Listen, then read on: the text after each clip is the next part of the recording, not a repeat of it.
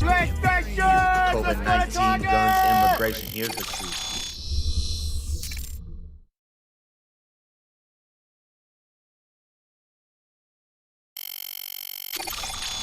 Fearing you. COVID-19, guns, immigration. Here's the truth. Hold on. What the heck? Get that out of here. Look at the pumpkin. Hold on. Let's turn this light on.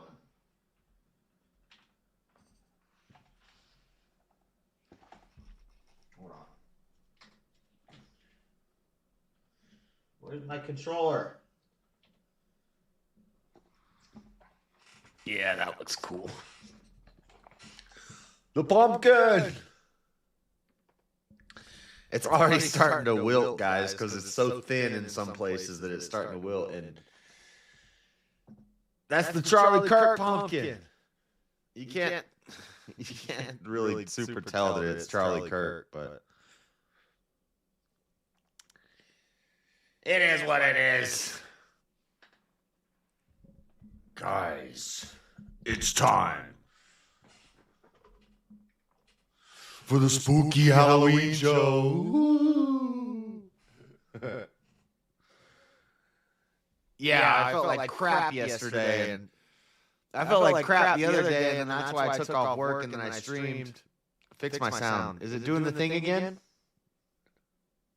Is it doing the echo thing again?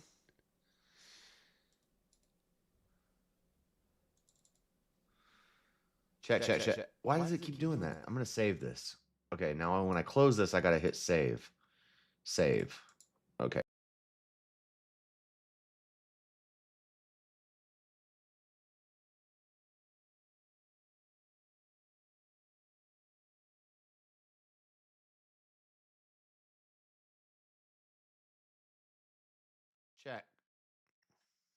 Check.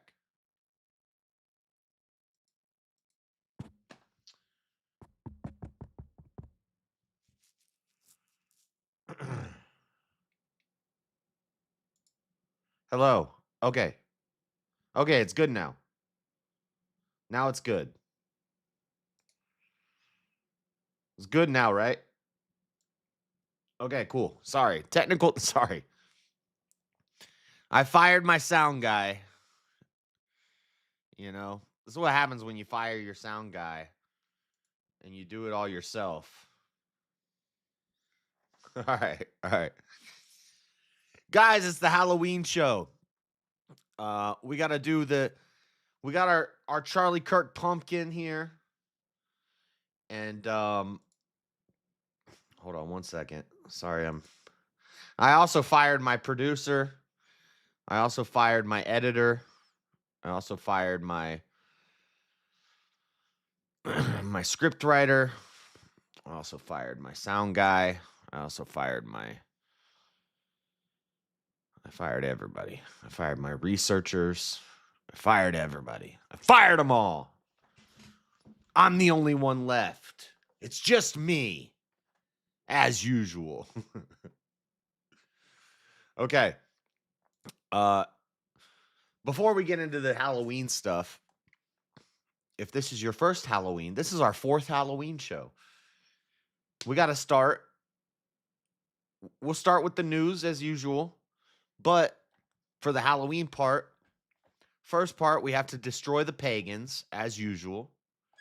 You know, the ones who claim that all the Christian holidays were stolen from pagans, even though they actually have no written documentation or anything for theirs because they didn't have written languages. They just made this stuff up retroactively to try to take away from Christians. I have to explain the Christian origins of Halloween. And they say it's all Samhain. It's Samhain. Wait, is Christmas Samhain or is Halloween Samhain? Oh, both of them are Samhain. Wait, did Samhain happen in October or did it happen in December? Because you say it happens in both. Or was it Sol Invictus? Which is Christmas and which is Halloween? Oh, they're all Samhain?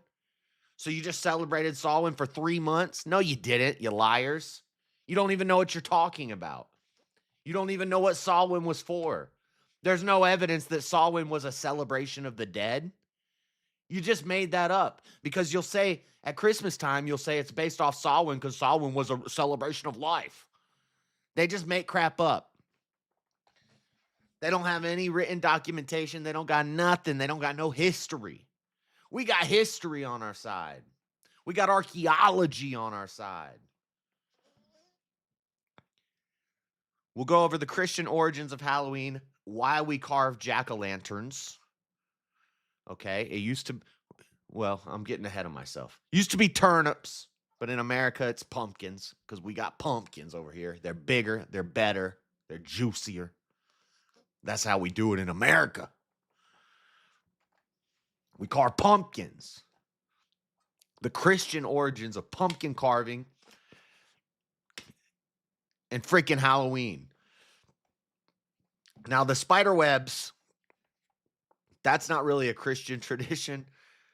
That's just Halloween time. Spiders just come out of nowhere and start making webs on everything. I don't know how that got there. Some dang spider made it. But it's Halloween time. And Halloween, All Hallows Tide, or Hallowtide. Hallowtide is a 3-day Christian celebration. So we'll go over that later in the show. First, we're going to get to the news. The news! It doesn't matter what you think! The news! We got news. We got a lot of Trump dates. Trump dates. We got updates on Trump. You know, been a lot of different stuff going on. We haven't really focused down on what's going on in the Trump world, and he's been popping off lately. He's been popping off, busting up some ships. I was at that No Kings protest, and the guy had a sign that said, "Why are we attacking Venezuela?" And I hadn't heard about that yet. You know, I watch the news. I try to watch less of the news, and I wait till my weekly news review. What am I talking? I listen to the news all the time, but but you know, you get a little too invested in the news, and you start to go crazy when you've been doing this as long as I have. So I usually wait to get all the updates. You know, at once a week, I'll just take a flood of the news and I'll react to it with you guys. But we got the renovations to the White House. We got the Diwali celebration. Not a fan. And then we got the bombing of the boats. We'll talk about all that. They're going to be dead. Like, I need that on a soundboard. I need that on the soundboard too. We got to get Gator on the soundboard. And we got to get Gator don't play no shit. Gator ain't never played no shit. We got to get Gator on the soundboard, and we got to get Trump saying, "We're going to kill them. They're going to be like dead." We got to get that on the soundboard. But we'll do that another time. We're not going to do that right now. I got to stop saying Stop saying So, all that stuff on Trump, and then in rapid fire, we have some stuff about Mom Donnie and the New York elections. Cuomo's catching up. Not that Cuomo's like a great guy either, but he's probably better than... What happened to Eric Adams? Eric Adams is like a based Democrat. I guess that's why they're not going to vote for him. As far as Democrats go, Eric Adams is... I've always said this. I've always said probably... Other than like Fetterman,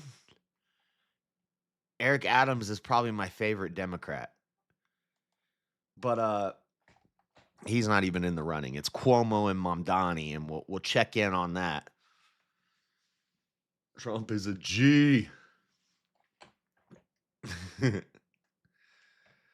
Oh, and also we got to thank Amanda. Amanda, you're the best.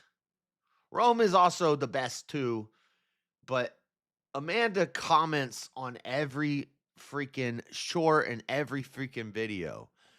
Where are the rest of y'all at? When I'm at protests, where are y'all at? Put some comments in the dang videos. Even if you just say, hey, JS, cool.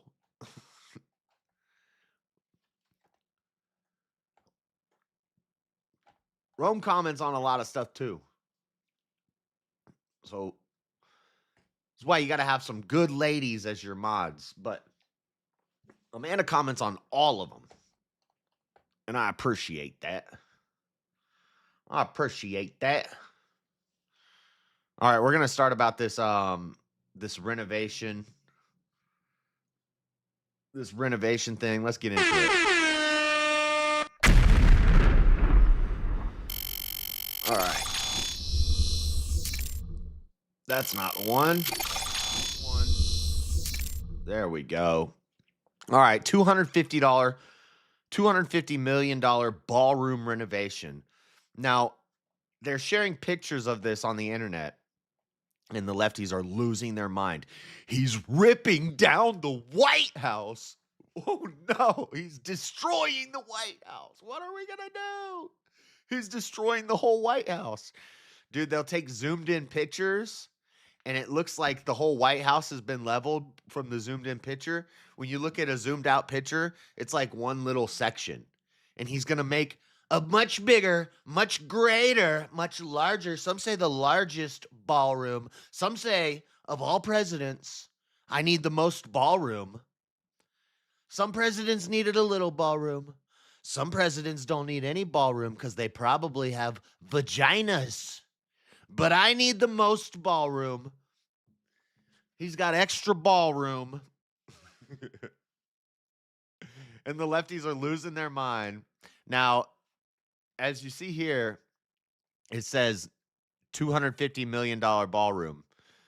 Trump was quoted as saying it's going to cost $250 million. One of the controversies is they said it's actually going to cost $300 million.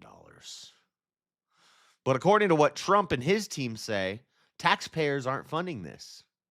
So we're going to show you Obama's renovations that cost $325 million that taxpayers did pay for.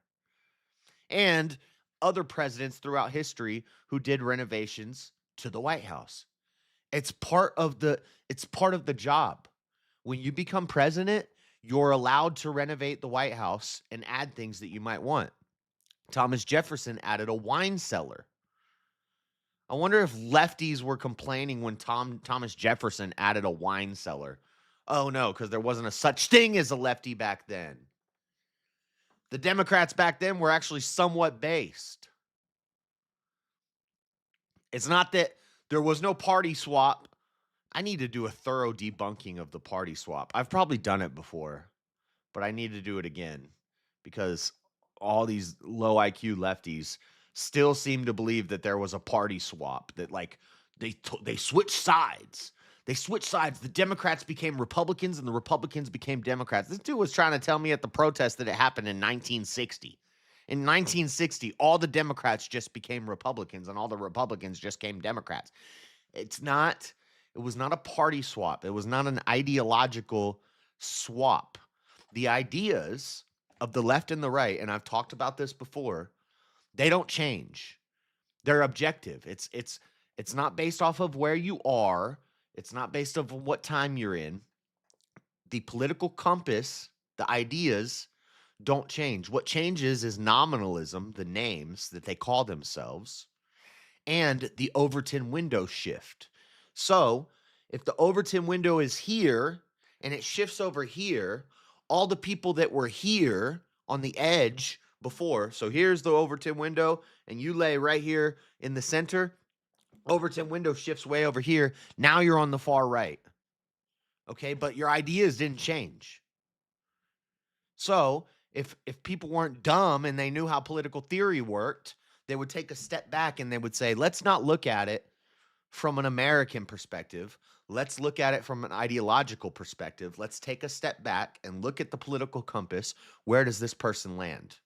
Okay, this person has always been a classical liberal. Okay, this person has always been on the center line economically, but they lie north of libertarian, or they lie south of authoritarian.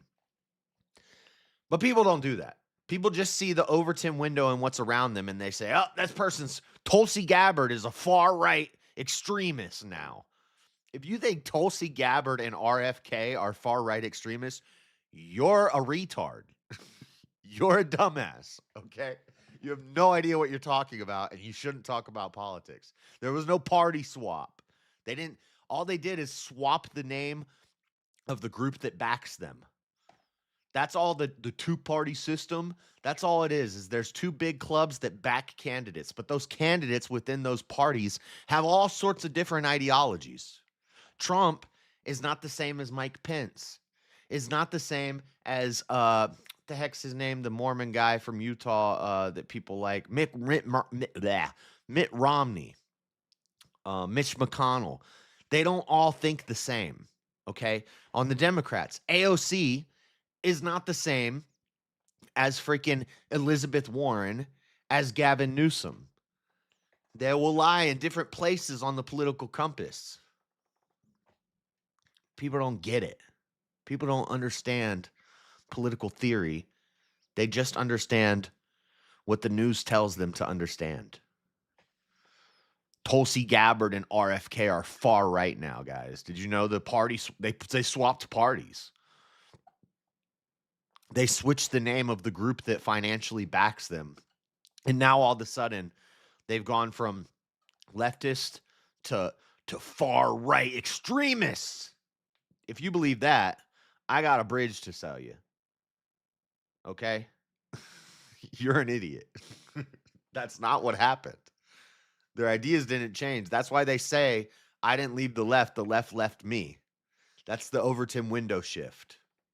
Has nothing to do with ideologies changing. Just has to do with the parties who fund them moving to one direction or the other. Anyway, that was a little rant that was off the topic. This ballroom. Trump got to have a lot of ballroom. Big ballrooms, the greatest of ballrooms. 9 things to know. Stop it, PBS. 9 things to know about the $250 million ballroom Trump is adding to the White House. Correction. PBS News has updated an October 21st story withdrawn by the Associated Press that quoted White House Press Secretary Karen Leavitt saying over the summer that nothing will be torn down, in referencing construction starting at the White House on a ballroom and crews tearing down the facade of the East Wing. The AP incorrectly attributed that quote to Leavitt in that story and 2 others, one on July 31st and October 20th. It was a journalist, not Leavitt. Oh, wow. Look at that. This is what happens, okay? Because I don't know if you guys remember, in 2020, during COVID, nobody was retracting stories. Nobody was correcting the narrative. Even when you would blatantly point out, this is wrong. Even when the CDC would say something one week and say something different the next week, and you say, well, are you going to issue a correction? Oh, no, you're just going to covertly change it and hope that nobody notices? But we noticed, and then we got banned for talking about it when you were changing stuff right before our eyes, but these dumb lefties were too stupid to pay attention to it, and we got banned for pointing it out. They never issued a correction. Now, when you threaten their funding, when you say, we're going to shut down the public broadcasting service, we're shutting down NPR, you don't get publicly funded radio shows if you're going to lie to the people. That's the way. That's your First Amendment. You want to know about rights? You want to talk about rights? Every right comes with a responsibility. Your right to freedom of press comes with the responsibility to not lie to people. Your right to free speech comes with the freedom of speech, or the responsibility to not lie. Your right to have a gun comes with the responsibility to not shoot innocent people. Your right to not have illegal searches and seizures comes with the responsibility to not drive around with a trunk full of cocaine. Every right comes with a responsibility. The problem, the reason why rights don't exist today, is because people don't value their responsibilities. They only want my freedoms. I want the freedom to do drugs. I want the freedom to bang prostitutes. I want the freedom to be a degenerate. What's your responsibility? You don't care about your responsibility? Oh, well then shut up about your rights. Nobody cares. Your rights don't exist if you don't value responsibility. The freedom to press comes with the responsibility that the press must be honest. If the press lies to people, they get tarred, they get feathered, they get walked through the street naked, and then they never get a job in journalism again. Well, now, under Trump, you see retractions. You see corrections. They're correcting their lie. They lied on October 21st on PBS about Carolyn Levitt. And right here, correction, we're dirty liars. That's what that says. This whole paragraph says correction, we are dirty liars who suck at our job. That's what that correction says. You notice if you watch the No Kings protest video, I put a correction in the video. I was heated. I was dealing with 20 people at the same time, and I said something wrong. And so I inserted a correction. I said, I was wrong about that. Here's what I meant to say, and here's my sources. Here's some examples of what I was trying to say, and I said the wrong thing. That's and I'm not even a journalist. That's journalism. Now they get their funding threatened. Now they're correcting themselves. Good on you, PBS. I'll give you a little pat on the back. But you're still out of here. Gay. Oops, I forgot it wasn't a Kieran. I thought you were talking about PBS being gay.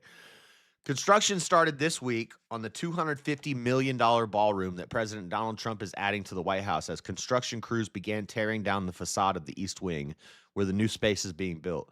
The 90,000 square foot ballroom will dwarf the main White House itself at nearly double the size. Trump's like, my ballroom's going to be twice as big as my house. I need a lot of ballroom. Trump said on social media that the ballroom won't cost taxpayers a dime because it's privately funded. Many generous patriots, great American companies, and yours truly, are paying for it. Yeah, Trump's got billions of dollars. You think he can't afford to buy a little ballroom? You know, every pair of pants he has got extra ballroom. Here are some things to know about the new White House construction. Why is Trump building a ballroom? He says the White House needs a large entertainment space and has complained that the East Room, the current largest space in the White House, is too small, holding about 200 people. 200 people? No, we need 2,000 donors in there. What are you talking about? He has frowned on the past practice of presidents hosting state dinners and other large events in tents on the South Lawn. Why are we in tents? What happens if it rains? It's gonna sound like you're in a tent. You know why?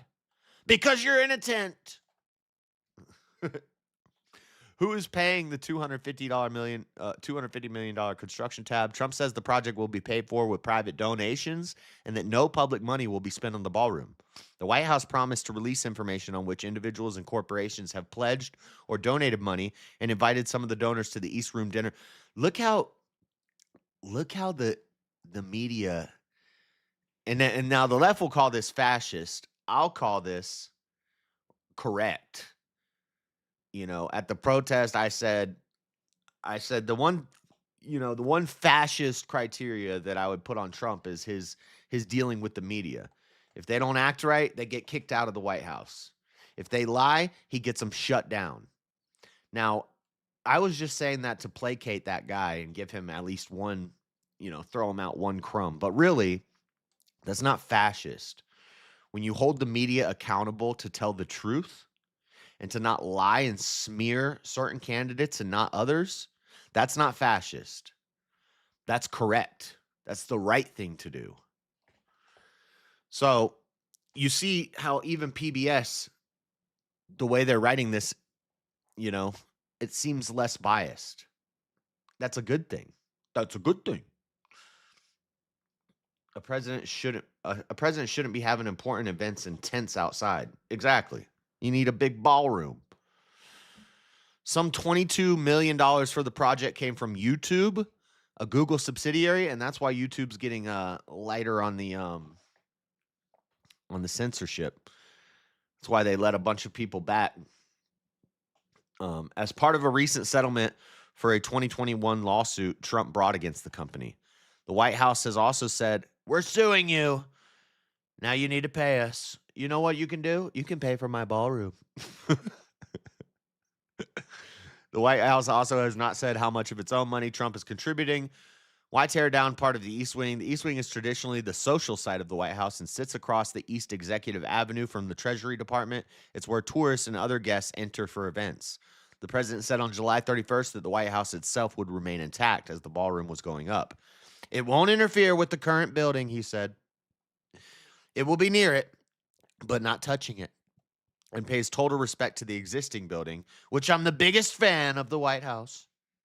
The White House said some demolition was needed because the East Wing, the traditional home for the First Lady and her staff, is being modernized as part of the ballroom project. Can Trump build a ballroom? Can he? Yeah, watch him. What do you mean? He's moving ahead. The answer is yes, by the way. This is not even a question. I don't even want to read this. Despite the lack of sign-off from National Capital Planning Commission, fuck them, the executive branch agency that has jurisdiction over construction and major renovations to government buildings in the region. National Capital Planning Commission, what do you think about my idea to build a new ballroom? Well, President Trump, we think that... It doesn't matter what you think! What happens to the East Room? By Trump's telling, it will become a space where guests will mingle, sip cocktails, and eat hors d'oeuvres until they are called into the ballroom for dinner. Trump said a set of windows in the room will be removed to create a passageway to and from the ballroom. What will it look like? Dude, it's going to look like a giant ballroom. That's what it's going to look like. What's new, JS gaslighting chat? Like there's a correction when Donald Trump himself said the White House wouldn't be touched. He's not touching the White House, dumbass. He's touching the East Wing, which is not even connected to the White House. The correction was about a statement that they claimed Carolyn Levitt made that Carolyn Levitt never made. We went over this. Try to keep up. Try to keep up. If I talk a little fast, you just need to listen a little faster so I don't have to slow down for you to catch up, bitch. What will the new ballroom look like? I read that. When will it be completed? Will be ready to use well before Trump ends in January 2029. Has Trump made other changes to the White House? Yes, he has heavily redecorated the Oval Office by adding numerous portraits, busts, and gold tone adornments. He converted the Rose Garden into a stone-covered patio. Dude, my friend's mom unfriended me on Facebook because she sent me a thing. She said, "Can you believe he's doing this?" I said, "They're cutting genitals off of children and aborting babies by the millions. And you're worried about a rose garden? Get the fuck out of my inbox. I don't want to talk to you anymore. You're crazy." And now she's not my friend on Facebook anymore. Sorry, I don't care about the rose garden.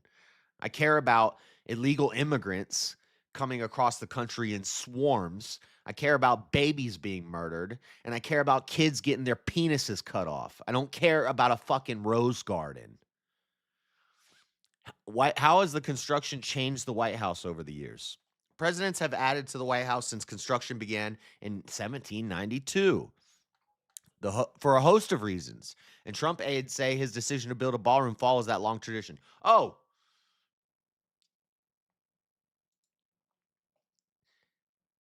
you're an idiot, Freddie. You're an idiot. We just read it, so I'm not going to read it again. If you should just rewind and just read what we just read. The White House is not being touched.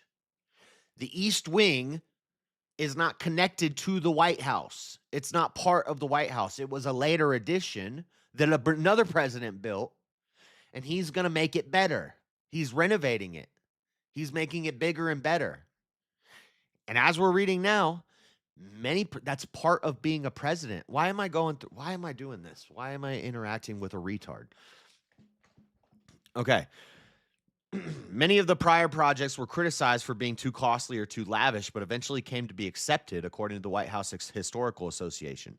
Thomas Jefferson added the East and West colonnades. Andrew Jackson built the north portico on the Pennsylvania Avenue side of the White House, aligning with the south portico that James Monroe added after the original mansion was built after the British burned it down during the War of 1812. Notice it says the British burnt it down. It doesn't say the Canadians burnt it down. It says the British burnt it down. Theodore Roosevelt added the West Wing to provide dedicated space for the president and key staff. Franklin Delano Roosevelt added the East Wing. One of the many significant White House renovations happened under Harry Truman when the mansion was found to be so structurally unsound that he ordered a complete gutting of the interior that lasted for 6 years. 4 years. 48 to 52. The project, including Truman's addition of a balcony to the second floor of the South Portico, was highly controversial. Truman totally changed the whole White House. So, Jefferson, Jackson, Monroe, Roosevelt, Truman, Kennedy, Nixon, FDR, all made changes to the White House. What about a newer president? What about Obama? Where's Obama at? Oh, they're not going to let me read this? Dude, why did they let me read it when I pull it up? Create a free account. I already have a free account.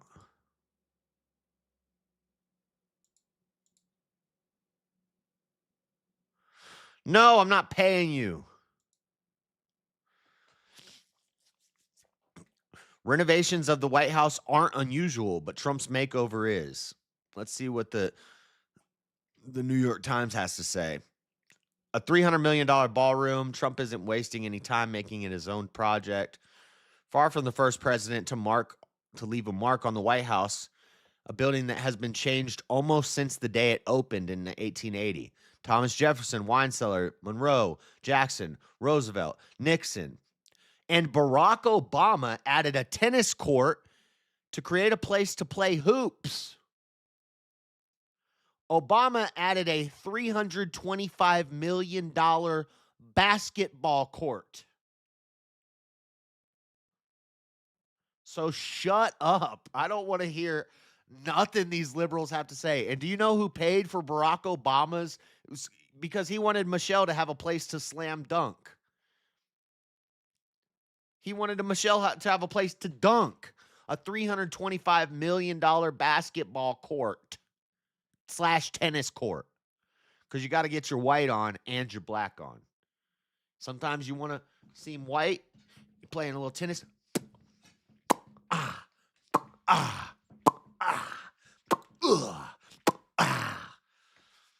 Sometimes you got to sometimes Michelle wants to do a dunk.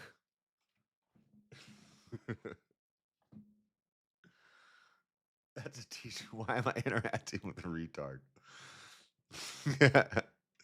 We'll add that to the merch list. I don't think Teespring will let me make that. Why am I interacting with a retard? Yet for all of that, the images this week of the East Wing teardown have been jarring. No, they're not. They're jarring when you look at it zoomed in. It looked like he tore down the whole White House. When you zoom it out, it's like a little freaking section, and the White House is towering above it. Every president has dreamt about having a ballroom at the White House to accommodate people for grand parties, state visits, etc. The president posted on Truth Social on Monday, adding, "This ballroom will be happily used for generations to come." Yeah, I hope whenever a Democrat gets into office, they don't touch the ballroom. Don't touch the ballroom. Don't even go in there because you hate it so much. Bullcrap. These people are so stupid, dude, who cry about this stuff. Mr. Trump's second-term overhaul of the White House already ranks among its most extensive, as the president has forcefully exerted his executive and aesthetic privilege in the office, the Rose Garden, and other spaces. Experts place the makeover beyond anything since the Kennedys' Camelot era, when the Rose Garden, now covered in stone slabs, was renewed, or even further back to Harry S. Truman's tenure, when he basically saved the White House from collapsing in on itself. Interesting how this is more skewed than PBS is reporting. PBS says, you know, he fixed it, and then they say he saved it. The wording is different. But no one has seemingly been more determined to put his stamp on the people's house as it's known, said Kate Anderson Bauer, a journalist and the author of The Residents, Inside the Private World of the White House. Nobody has tried to reshape the White House into their happy place like he's doing, she said. Yeah, she's probably a dumb liberal. The White House has, look, this is the suit I got right here. Boom. That's that Kenneth Cole chill flex. That chill flex, baby. It's light. It's soft. The White House has defended the changes as part of a long tradition of presidential upgrades, but the demolition work has also led to the awkward optics of the president tearing down a singular symbol of American democracy, blah, blah, blah. I don't so much care about this. Here's a Daily Beast article. Rattled Miller puts up hysterical defense of White House teardown. So this is an attack. This is an op-ed piece against Trump. White House Deputy Chief of Staff Stephen Miller mounted an impassionate defense of President Donald Trump's controversial White House renovations, for which the entire East Wing has been destroyed. The word is demolished. It's been demolished for renovations, which means it's going to be rebuilt bigger and better. Destroying something isn't, you demolish to rebuild. You destroy to leave destroyed. Stupid. But these people don't know how to write. In an appearance on Fox News' Will Cain show, Miller railed against the left, which has scarred the landscape of our country with grotesque so-called modern art that celebrates ugliness and celebrates defacement. Like the fat black lady statue in New York, like the stupid hand thing in where is that? I just watched a video of a protest going on there. It's not Chicago. Is it Chicago? Might be Chicago. You know the stupid hands that looks like a giant penis? I had to get the Bucks game on the tube for my kid. The Tampa Bay Bucks. You watch that's my team. It's probably going to give us an ad. Not going to play? I honestly, maybe I'm guilty, Stephen. This wasn't a story. I mean, I think it's incredible. The ballroom is needed. It's going to be a great renovation. It didn't seem like a scandal worthy of coverage, but it is driven the news. Look at that. Look at that. When they zoom out, it's like a little it's a little thing. It probably took up this much space and they tore it down. Look at the White House behind it. Towering, untouched. The White House is huge compared to this little ballroom. They tore down a little chunk. But when they zoom in on just that picture, like this, it looks like they're ripping down the whole White House. But then when you look at this picture, look, it's a little it's like a little shack on the side. It's so stupid. They'll zoom in on this picture like this. This is what they'll show you. This is what the media does.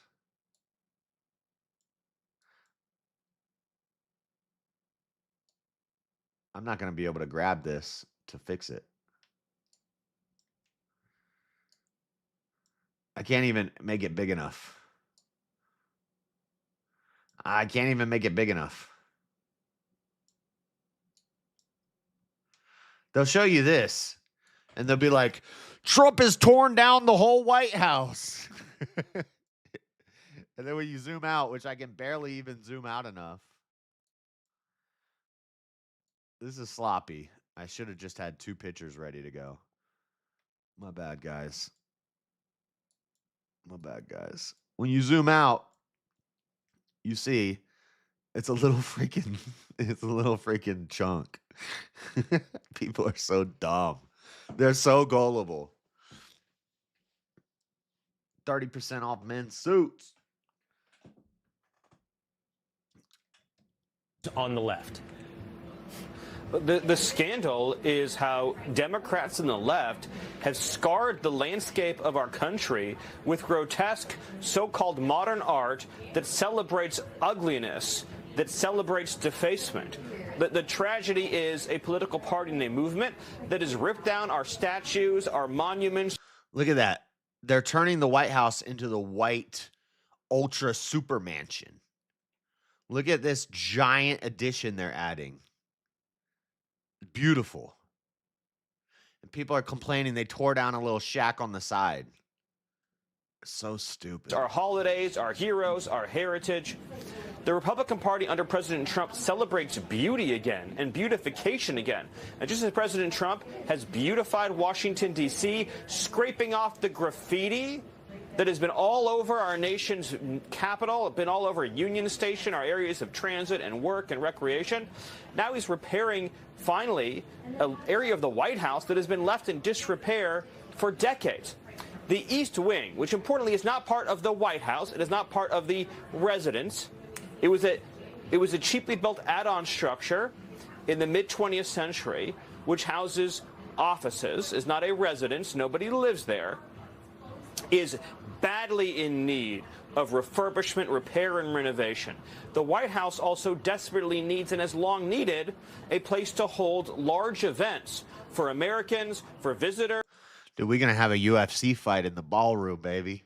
For visiting delegations befitting the greatest nation in the world. As I'm sure you know and you've seen, your viewers have seen, in the past when large events were held at the White House, they had to erect a makeshift tent in the mud at great expense. Remember that? Remember the pictures? Biden had the event and it rained and there was mud and everybody's like walking around in the mud and it looked dumb. Also, I think I have it in the memes. Maybe I don't. I can't remember. Oh, speaking of memes, I have to transfer the memes over. We'll have to do that.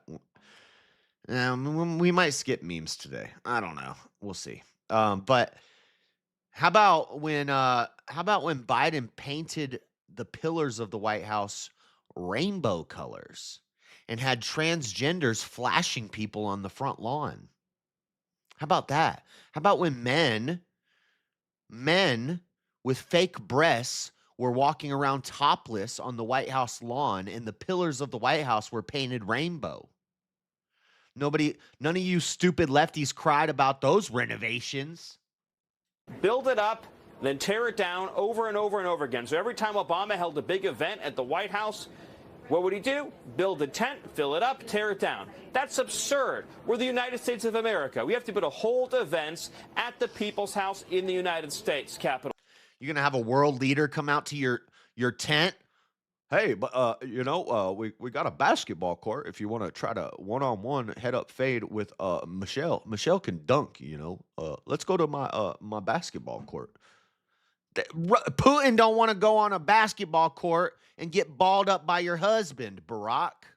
And very importantly, President Trump is making sure it's in the neoclassical design around which our nation's architecture has long been directed. Up until, again, recently, when we begin seeing these modern art structures, these brutalist structures, and these many other buildings that have been horrible and depressing to look at.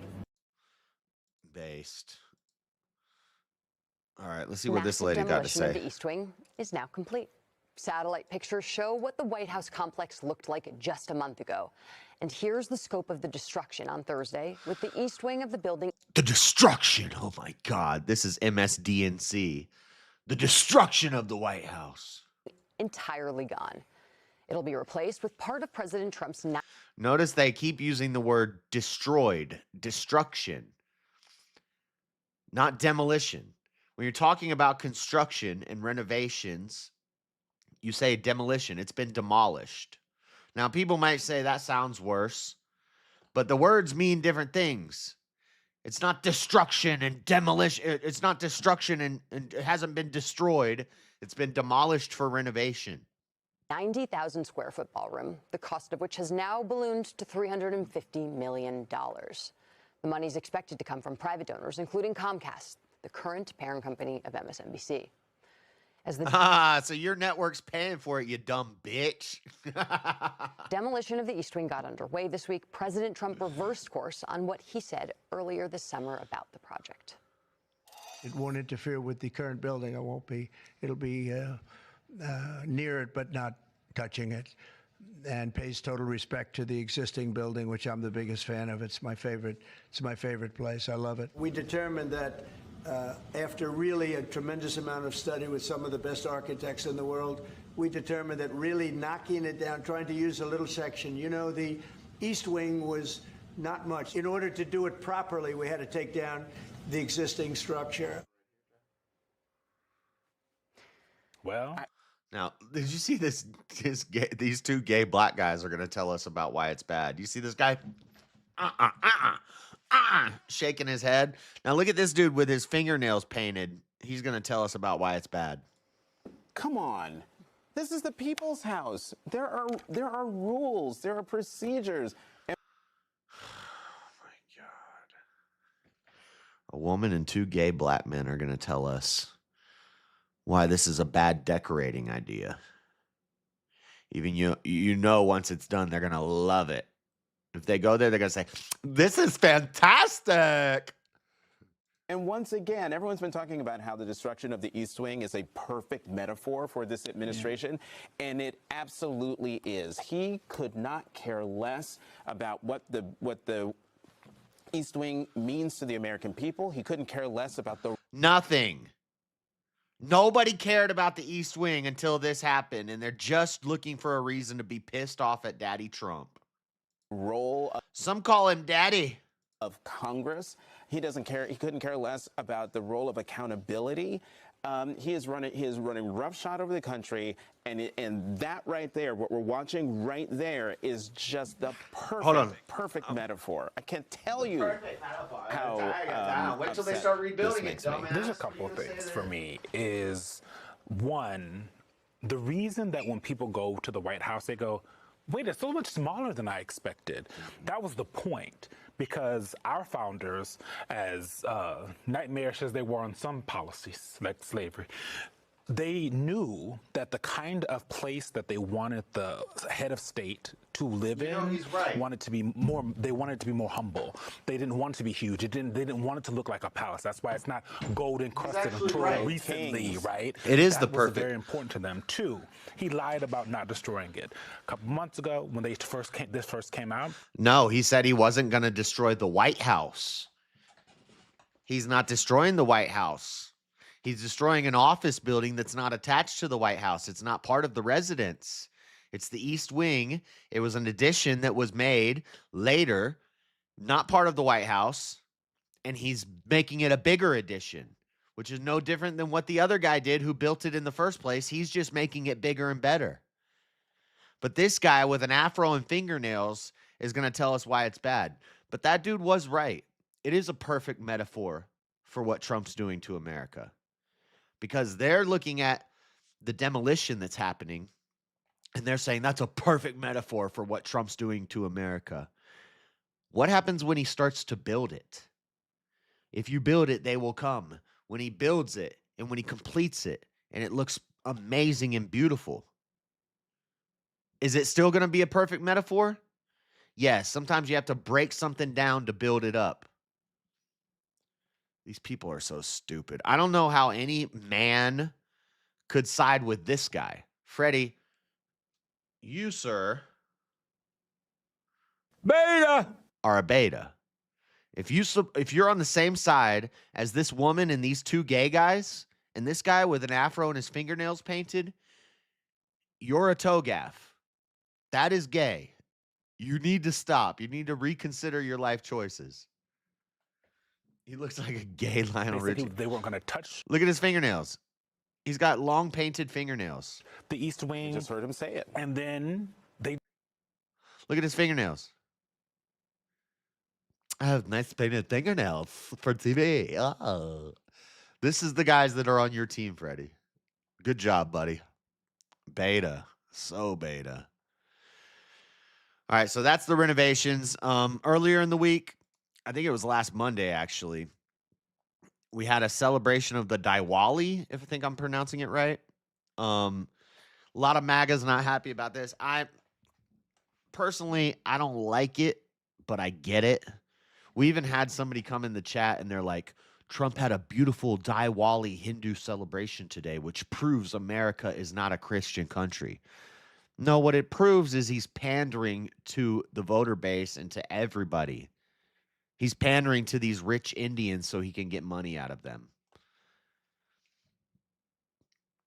They have so much money and they have such beautiful celebrations, yet they take shits in the street. Okay, this doesn't mean America's not a Christian country. It just means Trump's doing what presidents do. He's being presidential. I don't like it, but I get it. Celebrations in the United States, and this time, it's not from the sidelines. What began as a moment of joy and recognition for the Hindu Festival of Lights has turned into a flashpoint for far-right anger.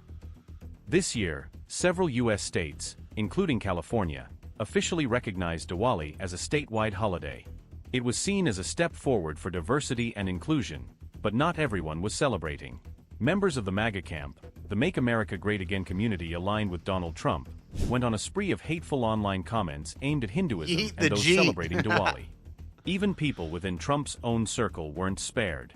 FBI Director Kash Patel, who is of Indian descent, and former Congresswoman Tulsi Gabbard, both shared Diwali greetings on X.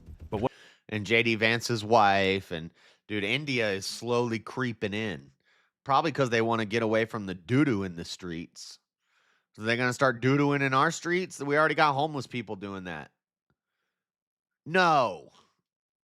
Tulsi, J.D. Vance and his wife, Kash Patel, Vivek Ramaswamy. And then I hear conservatives are like, oh, I'd vote for Vivek. What? What followed was an outpouring of hate. Tulsi Gabbard, who was the first Hindu elected to the U.S. Rogue! Calm down, Rogue. Congress and now serves as Director of National Intelligence, wrote, "May the light of God's love guide our path and remove the shadows of doubt." But her comment section quickly filled with hate. Some users posted hateful memes, others wrote things like "Demon God" and "Get out of my country." One even said, "Diwali is un-American. Move to India." Look, they took a post from somebody named Mongo Groiper. Mongo Groiper. So you're just quoting a bunch of Groipers. Okay. Kash Patel faced a similar wave of online abuse. His post about Diwali was flooded with comments like "pagan holidays. You should..." This isn't a gossip channel. Go to some gay lefty channel. If that comes out as confirmed, then maybe I'll talk about it, but I don't trust the gossip pages. "Be deported, and this is America. We don't celebrate Diwali." The hate didn't stop there. Former Republican presidential candidate Nikki Haley, who was born to Sikh parents in India and later converted to Christianity, also wished her followers light, hope, and goodness for Diwali. But she too was attacked online. Someone replied, "So India first, Nikki?" Haley calmly responded with the official U.S. presidential message on Diwali. But the backlash continued. Another user told her to go back to India and take your demons with you and repent pagan. Ironically, even as this was happening, U.S. President Donald Trump himself was seen lighting diyas inside the Oval Office with Kash Patel and several Indian-American executives. But that gesture didn't seem to calm his supporters. British-American journalist Mehdi Hassan shared screenshots of some of the hateful posts, calling it a Frankenstein situation, where MAGA leaders are now being attacked by the very base they created. Among the loudest hate voices was Bradley Pierce, a constitutional attorney and founder of the Foundation to Abolish Abortion. He posted multiple hate-filled tweets through the week, including, "Making America great again means repenting of idolatry, not celebrating it. And Diwali is the worship of demonic false gods." Meanwhile, Christian nationalist pastor... No Christians should be celebrating it. Well, they're not. Most of these people are not Christians. Joel Webbon posted his own angry message, writing, "Paperwork Americans are not Americans. I will not honor their holy days. I will not respect their false gods." He even went after Kash Patel directly, saying, "Go back home and worship your sand demons." The tone echoes an earlier remark by Texas Republican politician... Sand demons! Yeah. Do those gods tell you to take doo-doos in the road? Alexander Duncan, who once referred to Hindu god Lord Hanuman as a false god after a 90-foot statue was... There was also a big thing that was going around on X was pictures of who was it? Mamdani eating with his fingers. They eat with their hands. You can't get a fork. You're in America. There's forks on the table. Use a dang fork. This is America. And then I saw people on X, they're like, you guys eat hamburgers and hot dogs and french fries with your hands and chicken nuggets? Oh, you mean finger foods, which are designed to be eaten with your fingers or held like this? That's not the same as a bowl of chili. I don't eat soup with my hands. I don't eat chili with my hands. I don't eat rice with gravy with my hands. I don't eat pasta with my hands. This is not a third world country. Get out of here with that crap. Assimilate. Was unveiled in Texas. So as parts of America celebrate Diwali as a festival of light, others are using the occasion to fan the flames of division. And while many see this as a test of religious tolerance, Hanukkah is also the festival of lights. Hanukkah is the festival of lights. Instead of one day of Christmas, we have 8 crazy nights. So put on your yarmulke. Here comes Hanukkah. So much Hanukkah to celebrate Hanukkah. Drink your gin and tonica and smoke your marijuana. If you really, really wanna have a happy, happy, happy, happy Hanukkah. Sorry, I don't think I have it in the thing, but Adam Sandler has been chosen to do the TPUSA Super Bowl halftime show. Not the real Super Bowl halftime show, but the competing Super Bowl halftime show that TPUSA is going to do, which is going to crush the ratings. We're going to show them. It's going to be like Super Bowl ratings, halftime ratings, and then TPUSA's halftime show skyrocket. Shout out Adam Sandler. Yeah, I think he's coming to Salt Lake City. I'd like to go to that. That would be cool. I need to find a lady friend to go with me. one thing is clear: the Diwali hate wave has opened up a much bigger debate about what it really means to be American. For now, the lights of Diwali may have dimmed under the weight of hate, but the conversation it has sparked about... Dude, they're lighting candles in one section, and the other section, it's like a rave.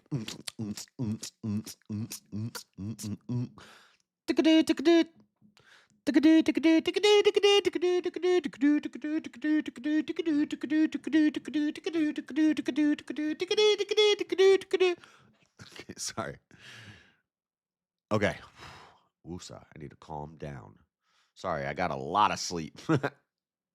I skipped the gym. I came straight home and went to sleep. I'm overslept. Got some energy. Okay, what's next? Trump marks Diwali holiday by hosting business executives touting investments. See? He's just trying to pander to get some of that dono money. You know? This is why I tell people Trump was a New York Democrat, meaning he was registered as a Democrat so that he could get the funding he needed to build his buildings and develop the New York skyline. He wouldn't have been able to do that if he was identifying as a Republican, because you saw as soon as you call yourself a Republican, they hate you. They're terrorists. Not all of them, just Antifa.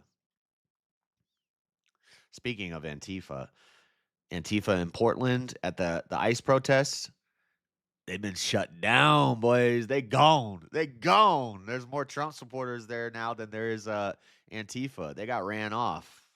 Nick Shirley did a video where he's walking down the street and he's looking at all the trash they left after they got ran out. He digs his hand into one of the tents and pulls out a handful of trash. I'm in his comments. I'm like, Nick, do not do that.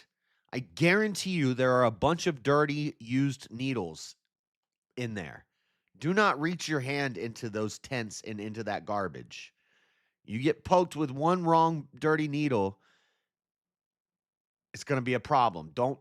I'm not even joking. I posted in full caps. I was like, Nick, do not stick your hand in there, dude. There's probably a bunch of used needles in there. You see they have a needle exchange set up 10 feet away. Don't do that. You don't go to an area where homeless, dirty Antifa people hang out in Portland and start digging through the trash. That's how you get AIDS. Dude, I'm like, stop. Don't do that. Among those joining Trump was Adobe CEO Shantu Narayan, Micron CEO Sanjay Mehrotra, and IBM CEO Arvind Krishna. IBM, Adobe, Micron, all of these people are donors. They're giving him money. So that's why I think he did this. I was Cupid shuffling. Cupid shuffling. I don't know what that means. Mehrotra told the president that Micro is sending $200 billion in the U.S., a commitment that is set to include investments in chip manufacturing and research and development in Idaho, New York, and Virginia. Oh, looks like JS was right again. The Micron chief noted that the move will add 19,000 jobs in America and result in 40% of the semiconductor companies manufacturing eventually being in the U.S. Oh, we're building semiconductors. We're going to start manufacturing chips. Okay, so maybe there's a reason why we're bringing these Indians over and why we're celebrating Diwali. It's to get billions and billions and hundreds. Trump touted what he said was more than 17 trillion in investments pouring into the United States.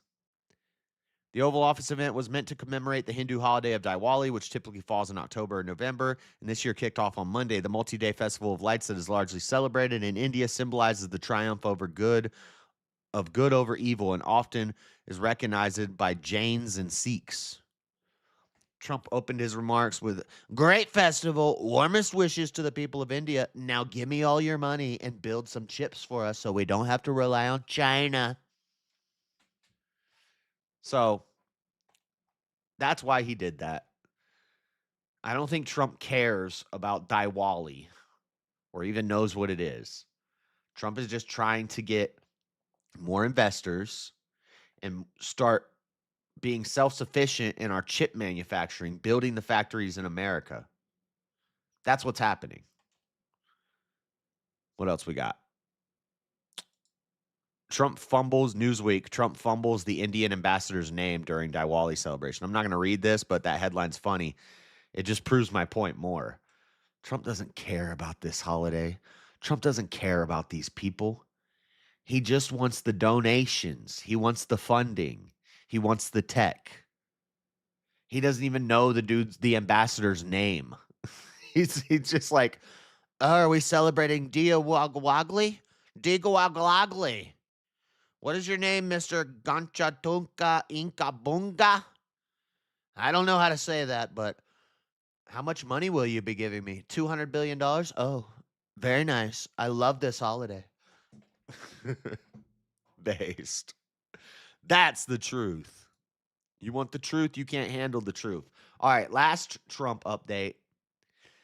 The protester had the sign, "Why are we attacking Venezuela?" And I said, I don't know. I'll have to look into it. Well, I've looked into it, and it's been a big topic this week. I don't know if I have video. Do I have video of the boats being bombed? I think I do. We're dropping bombs on some boats. Bombs over boat dads. Bombs over coke heads. Bombs over fentanyl dealers. We're blowing up these boats in international waters. We're not attacking their country. But you think, it's so funny. People have no idea what kind of tech we have. We've had satellites for 50 years that could zoom in on your eyeball. You think that we're not watching what they're loading into these ships from satellites, the satellite array that we have in space with SpaceLink, Space Force, or Starlink and Space Force? We're building a solar panel array the size of Texas in space. Okay? There's more satellites up there than you could possibly imagine.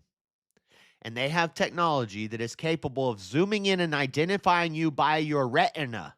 Retinal scanning from space. You can say you don't believe in space. You might be retarded. Wait till the Star Wars happen. They have satellites with lasers that can destroy cities. Okay? And we're talking about nukes. People want to talk about nukes. They got freaking satellites with freaking lasers on their freaking heads. They can retinal scan you from space. You think we're not watching what they're loading into these ships? And then we wait till the ship leaves the port, bomb it, hit them, taking them out. And this is what Trump had to say about it. I want this on my soundboard. I love this. This is so epic right here. As they call them, they use the term sea drugs. The drugs coming in by sea are like 5% of what they were a year ago, less than 5%.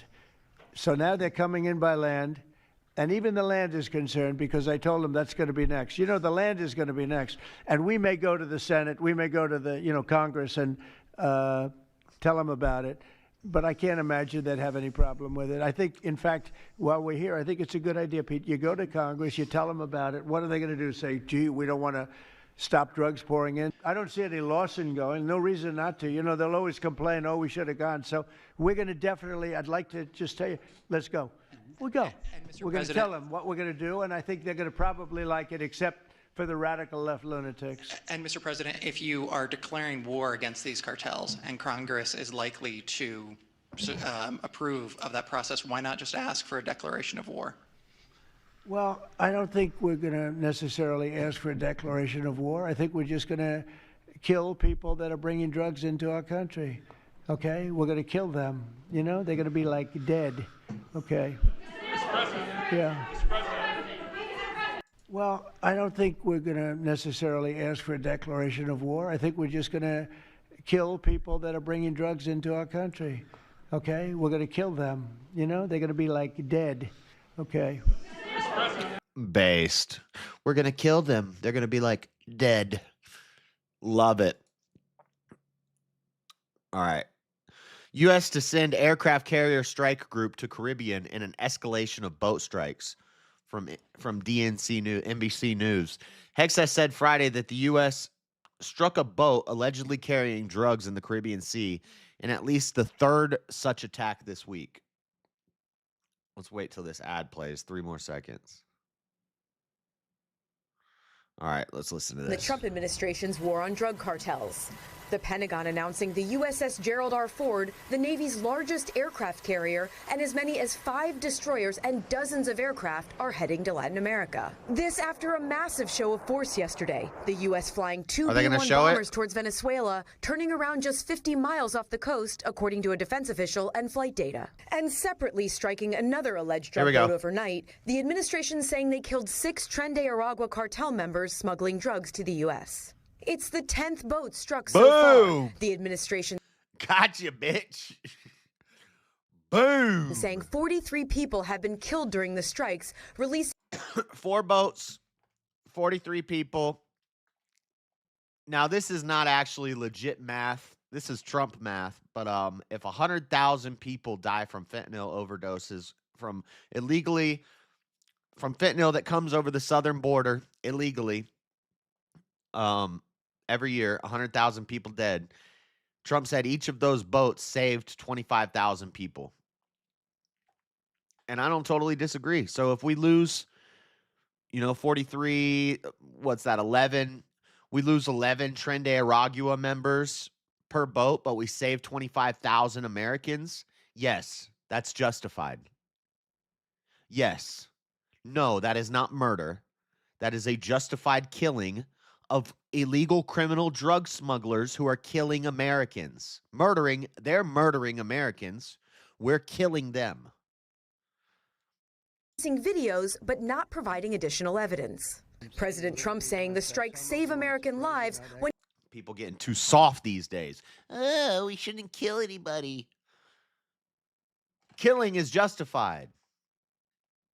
They're murdering us. So we're going to kill them. Like dead. He was pressed if he would ask Congress for a declaration of war. I don't think we're going to necessarily ask for a declaration of war. I think we're just going to I'll let it go again. Kill people that are bringing drugs into our country. Okay, we're going to kill them. You know, they're going to be like dead. Many of the strikes happening off the coast of Venezuela. The Trump administration considers. Why are we bombing Venezuela? We're not bombing Venezuela. We're bombing ships in international water that are carrying fentanyl and drugs that kill Americans. That's what we're doing. And we're justified in doing that. That's the right thing to do. Its authoritarian leader, Nicolas Maduro, as illegitimate. Trump 2029. And a narco-terrorist. Maduro announcing he's deployed 5,000 Trump 3035. Russian-made missiles and thousands of troops along his coast. No crazy war, no crazy war. All What the fuck? What did he just say? No crazy war, no crazy war. What was that? Hold on. What the hell language is that? Did he say no crazy war? What did he say? And thousands of troops along his coast. No crazy war, no crazy war. No crazy war, no crazy car, no crazy car. All as President Trump has suggested potential land strikes against cartels, saying we don't want no war, no crazy war, no crazy war. he'll notify Congress first. But some U.S. lawmakers have questioned if the strikes are legal. Courtney joins us live. Legal these nuts. It happened. Those ships are gone. They gone. Ain't no sense praying for them no more. They gone. They're like dead. They took our dirt. Not crazy qual. I took our dirt. Now, and Courtney, we know the CIA has been authorized to take covert action in Venezuela. Now we're seeing the news with this aircraft carrier. It's leaving many wondering if this is bigger than just a war on drugs. Yeah, Tom, when asked, President Trump has not ruled out regime change in Venezuela, but he's also said he just won't answer the question. But a source familiar tells us the administration's goal She got jacked up eyeballs. is to get Maduro to make rash decisions that could lead him to be ousted without the U.S. ever having to put any boots on the ground. Okay. We begin tonight with George Solis live. Oh, we'll talk about Hurricane Melissa in what's it called? What's PBS saying? Trump administration launched a major military and diplomatic escalation in its new war on drugs, sending an aircraft carrier to Latin America and sanctioning. And I hate these libertarians. They're like, oh, the war on drugs was a failure. Oh, prohibition was bad. No. Stop believing propaganda. The war on drugs has reduced the amount of drugs on the street. Drugs are increasing. The amount of drugs are increasing on the street is what we see. But if it was legal, it would be 10 times as bad. Prohibition reduced a litany of things, and as soon as prohibition ended, they skyrocketed back to their original numbers. Oh, but it leads to black market crime. Pot's legal. Snakeheads have taken over Maine and Oklahoma. Murder rates have skyrocketed. They're selling cartridges to pot shops, and we don't know what the hell they're putting in them.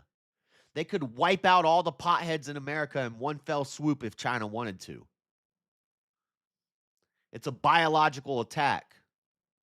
They're making gas station heroin, kratom, some stuff that's 10 to 100 times the power of kratom. It's killing people, and they're selling it at gas stations. And it's made in China. No. And how does it get here? It comes over the southern border. Stop it.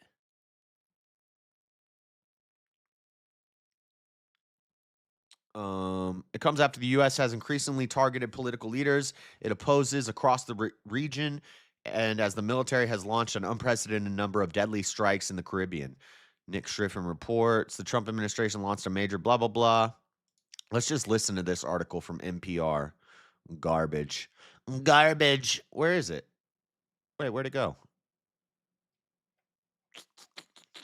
I thought this was a article that you listened to.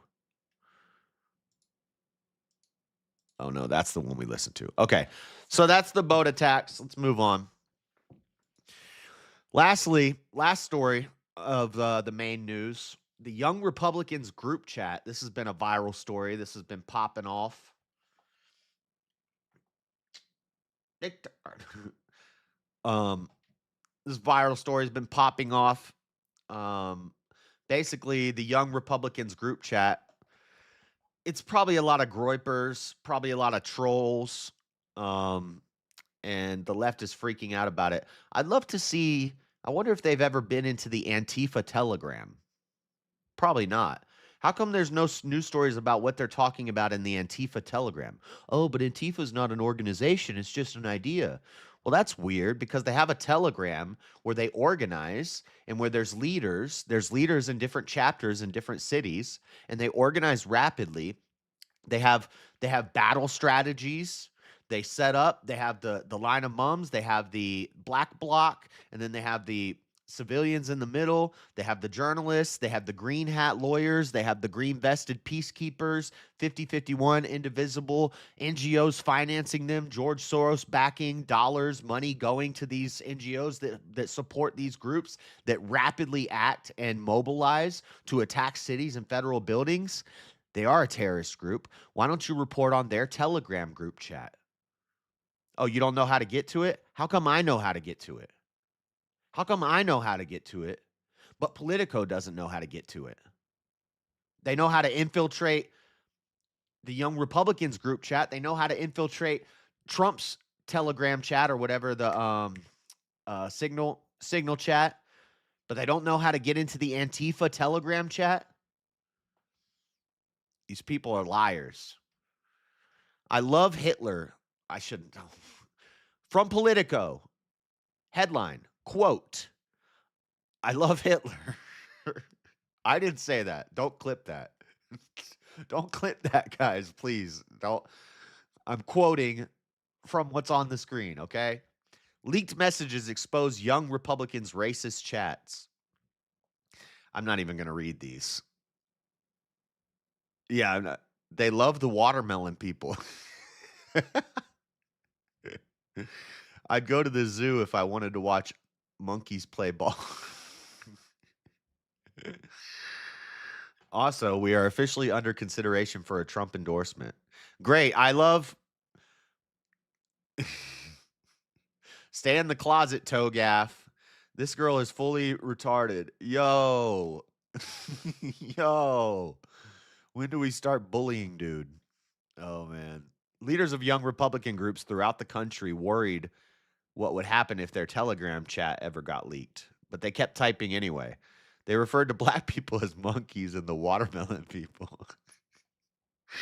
And mused about putting their political opponents in gas chambers. They talked about raping their enemies, and I'm reading an article from Politico, so I'm going to read it as it's written. Raping their enemies and driving them to suicide, and lauded Republicans who they believe support slavery. William Hendricks. We have Republicans who support slavery? Where are they at? William Hendricks, the Kansas Young Republicans vice chair, used the words "guh" and "guh" in variations of a racial slur more than a dozen times in the chat. William Hendricks, the Kansas Young Republicans vice chair.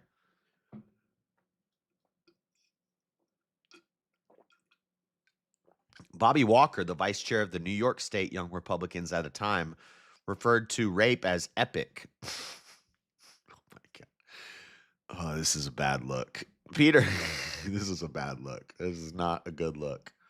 Come on, guys. Tighten up. What are you doing? Come on. I almost don't even believe it. It's Telegram. Telegram is so grimy. I don't even use Telegram. I downloaded it, and I started getting flooded because I was in a couple Telegram chats, and stuff just floods into your phone, and it gets saved on your phone. And I'm like, what the heck is this folder? And it's just thousands and thousands of memes. And I was like, and they're not even good memes. I was like, what is this? So I had to get rid of Telegram, but I have Telegram on my laptop, but I don't have it on this computer. I will not put it on this computer. No.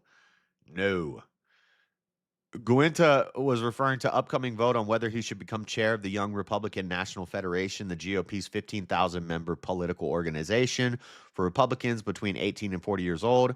I'm going to celebrate some of the greatest physiological torture methods known to man. We only want true believers, he continued. 2 members of the chat responded. Everyone that votes no is going to the gas chamber. And everyone that endorses but then votes for us is going to the... When do we start bullying, dude? We have a solid 3 people who can probably have them want to jump. If they vote for us, why would they be gassed? When do we bring that side out? I'm going to create some of the greatest physiological torture methods known to man. We only want true believers. Can we fix the showers? Gas chambers don't fit. I'm ready to watch people.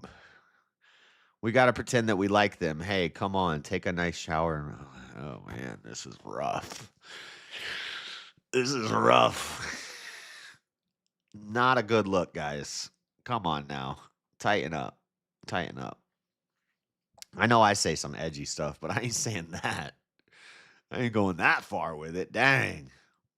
Calm down, boys. What are you doing?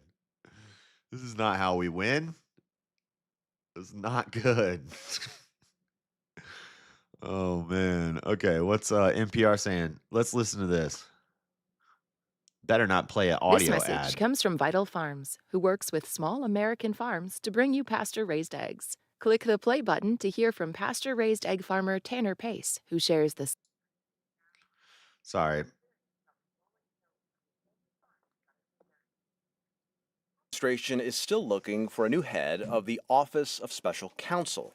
The administration withdrew its first choice, Paul Ingrassia, after Politico found racist and anti-Semitic text messages he sent in a group chat with other Republicans. And that followed Politico's reporting on a group chat among young GOP leaders that was also racist and anti-Semitic.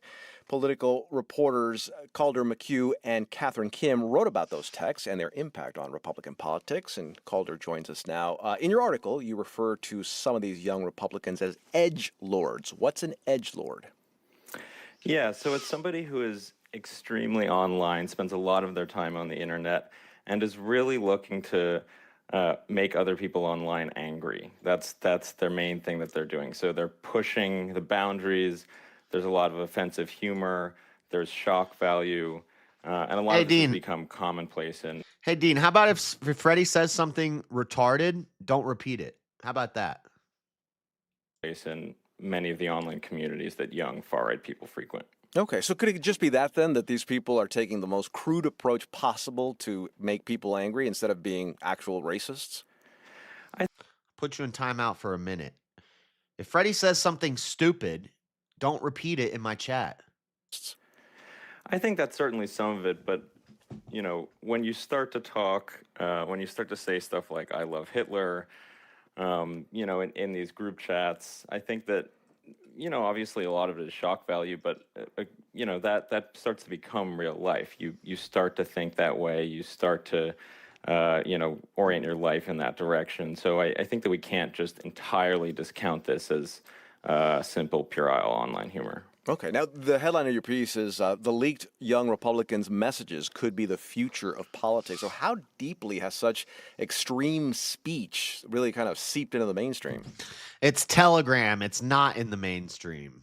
There is a hate for Israel in the mainstream. It's been popularized now, but people aren't saying that in the mainstream.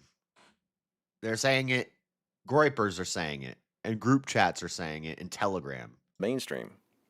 Yeah, so I think the best way to think about this is that for a long time, people had this refrain, you know, Twitter is not real life. But now there's a real blurred line between online activity and real life. So basically, a lot of this online activity that, you know, we once thought was kind of confined to the internet has become really important in all political circles, and in particular in these young Republican circles. So you don't need to announce when you're coming and going, Marilyn. Stop doing that. I'm gonna teach you good chat etiquette. Okay? Nobody cares. You can say hello. That's nice. Hi, Marilyn. You don't need to let us know when you're leaving. to go and let us know where. Oh, I'm going to go to this stream. I'm going to go to. Nobody cares. So yeah, I think you can really think about it like that. And, you know, we call them young Republicans. Vice President J.D. Vance characterized the group chat as kids doing stupid things. The vice president is 41. One of the chat members is 40. So, I mean, how fair a characterization is it for J.D. Vance to just say that they're kids doing stupid things? Yeah, so it's quite clever of him to do that, and it works because of the name, right? The Young Republicans. Yeah. But these people are all anywhere between 18 and 40. Most of the members of the group chat in question were in their late 20s or early to mid 30s. So yeah, I think that's the right question. How long can you really be a young Republican? You know, that's sort of the membership requirements of the group. But J.D. Vance himself is only a year older than, you know, he would have aged out of the group. It's nothing. It has nothing to do with personal things amongst others, Dean. It's common sense. He would have aged out of the group a year ago. Aged out of the group. Now, sending offensive messages, not necessarily limited to Republicans. Read the room. The Democratic candidate for Attorney General in Virginia, Jay Jones, sent text messages where he suggested political violence against a Republican rival. So, Calder, are edgelords that you're writing about confined necessarily to one party at this point? No, I wouldn't say so. I mean, you know, every party has this. I think the young Republicans. I'm letting this play out because I'm doing something in the background. I'm getting the particular. This is in these online circles, so that's where they're getting a lot of this from, and I would say that that's what's different. Calder McHugh, a reporter for Politico. Thanks a lot. Thank you. What if I wanted to do? Spent the rest of my life. What would you do? Do. Hold on, I gotta go through all these and find what shouldn't be in here because there's some stuff that is not memes. This is not a meme. Oh yeah, I need Easy to send me a picture of Indian Jesus so I can make a thumbnail. These are all memes. Okay. We can delete this one. And that is good. Okay. All right, guys. One moment.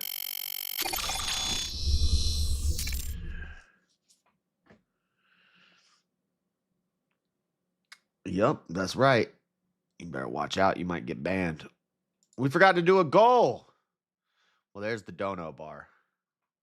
Guys, look at that dono bar. It's slacking. Beta. Beta dono bar. Okay, it's about time. Hold on.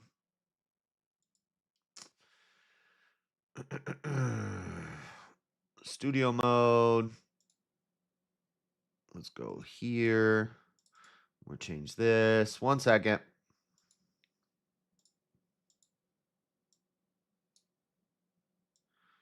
All right.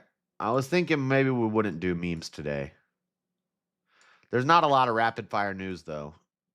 But I do want like an hour for Halloween stuff. So we're going to go fast through these memes. You guys ready? Speed memes. Speed memes. It's time for the memes. Transition. It's time for the memes. Girls on Instagram be like... Filter. That looks like a filter to me. This is when you see her on Tinder. This is when you meet her in person. Where's my... Hold on. See, this thing is so weird with the turning the pages.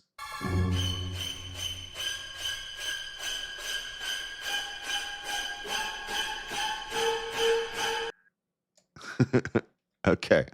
Next. This is your butthole. This is your butthole in prison. Don't shoplift. Damn. Next.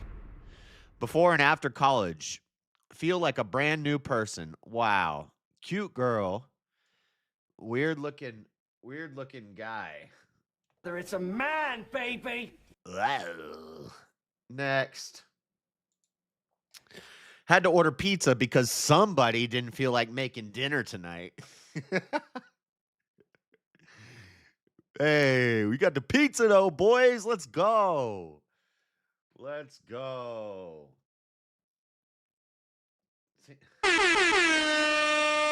Next. If giraffe centaurs existed, would they look like this or like this? I think two.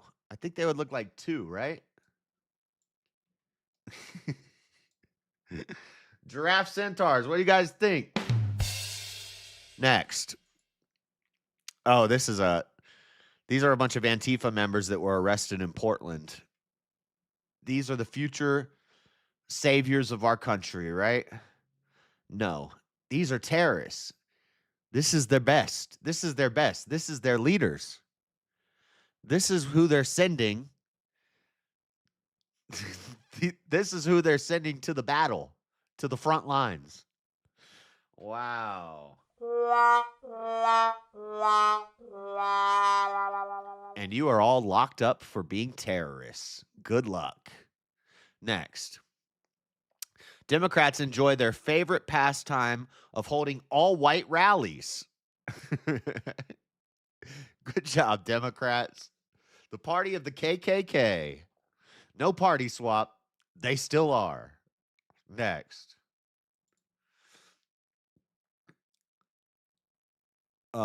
This is just I don't know why I say that, but anyway, this is was from the Adam Sandler being announced for the TPUSA thing. Next.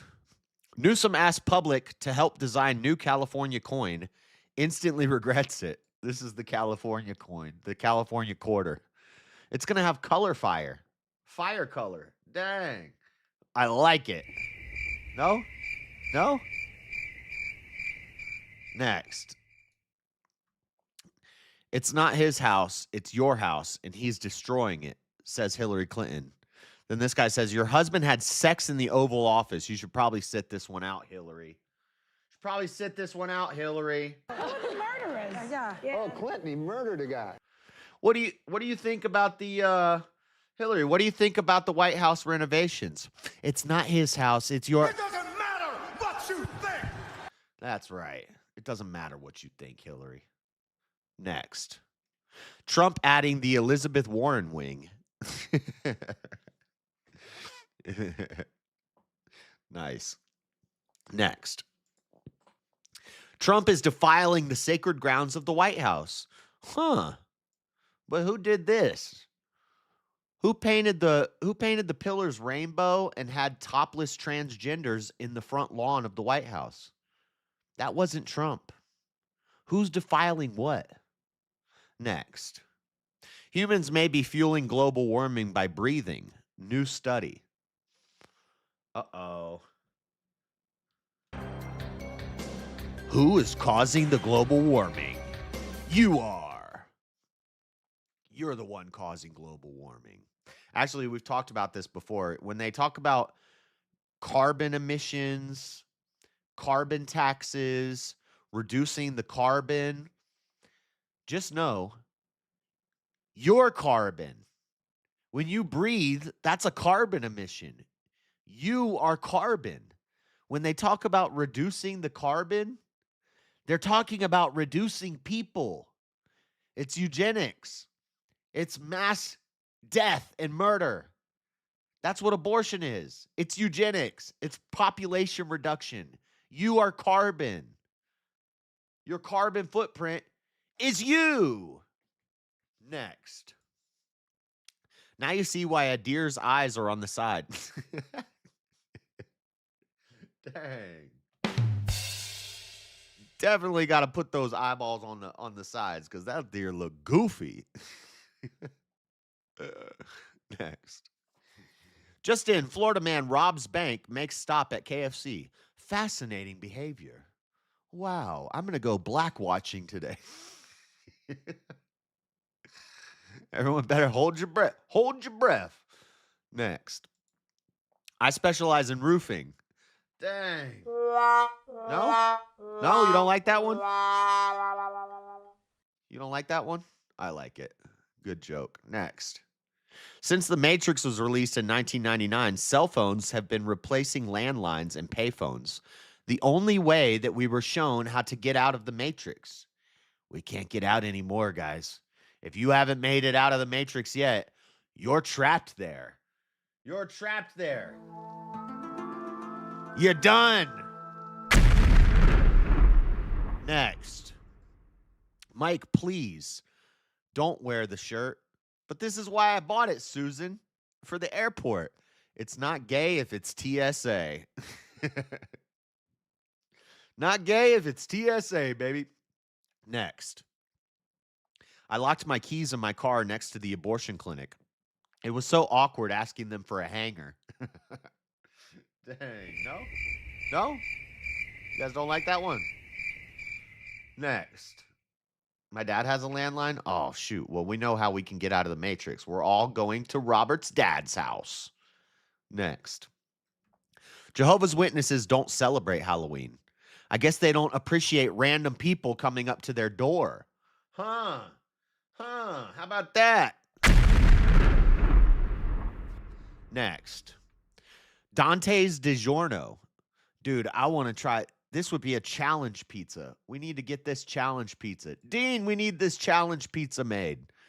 Bell pepper, poblano, hatch, jalapeno, cayenne, habanero, ghost, scorpions, and reapers.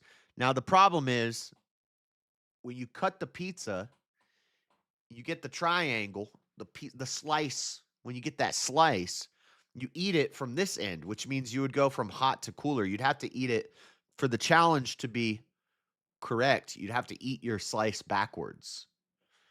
You'd eat the slice backwards and it'd go from cooler to hotter. But I would try this. I would have a slice.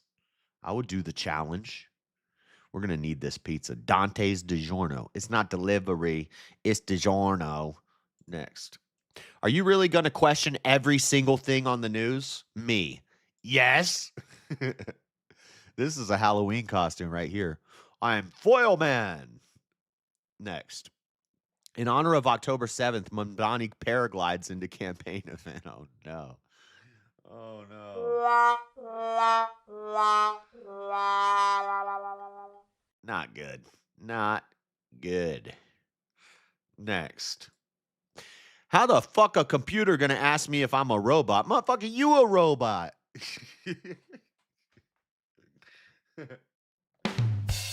Next. Because some things are bigger than sports. Look at Dad. Look at Dad's checking out. Dad can't even watch the dang game when he got them things behind him. Dang. Hold on. What sound effect do I have for that? Look at Dad. It's a man, baby.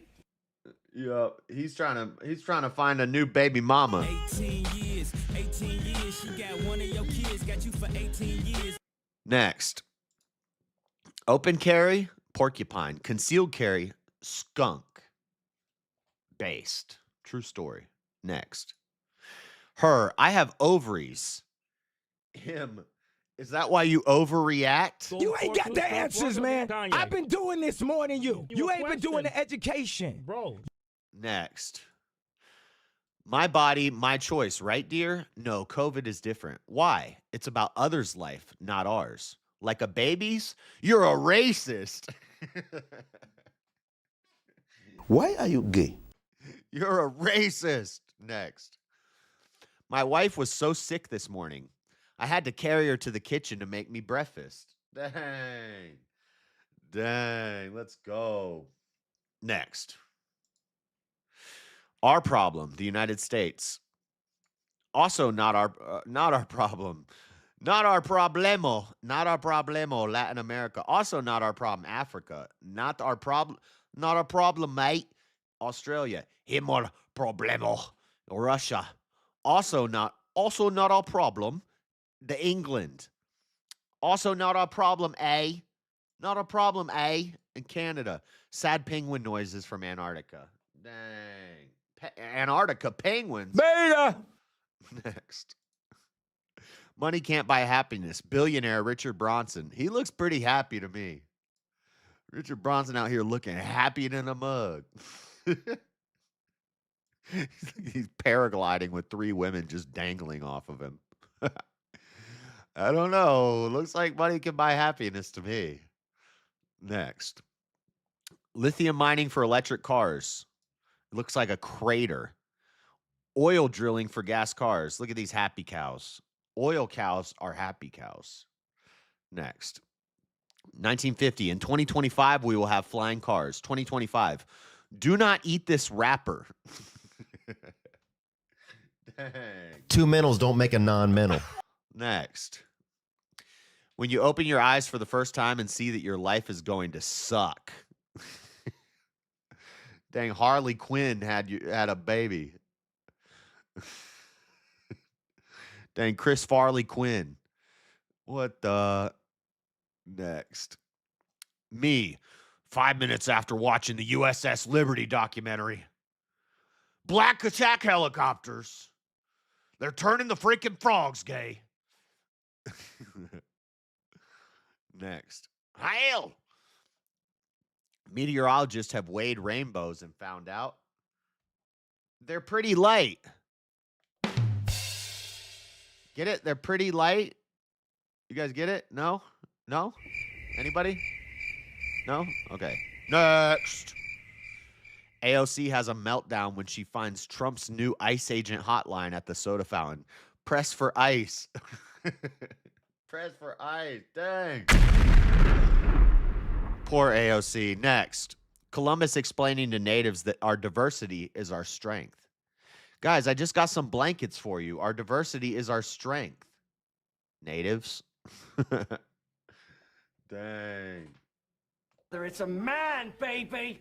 Next. Diversity is our strength. How about new? Next. Believe it or not, there have been 41 climate disaster predictions since 1967. Their record so far, 0 for 41. 0 for 41. Wow. Next. Jesus walks into a bar. Just 12 waters, please. Winks at the disciples. Don't worry, guys. It's on me. We're going to get some free water and make it into wine. Let's go.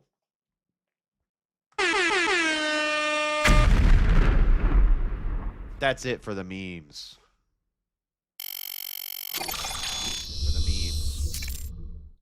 Guys, while I pull up the rapid fire news, look at that dono goal. Slacking.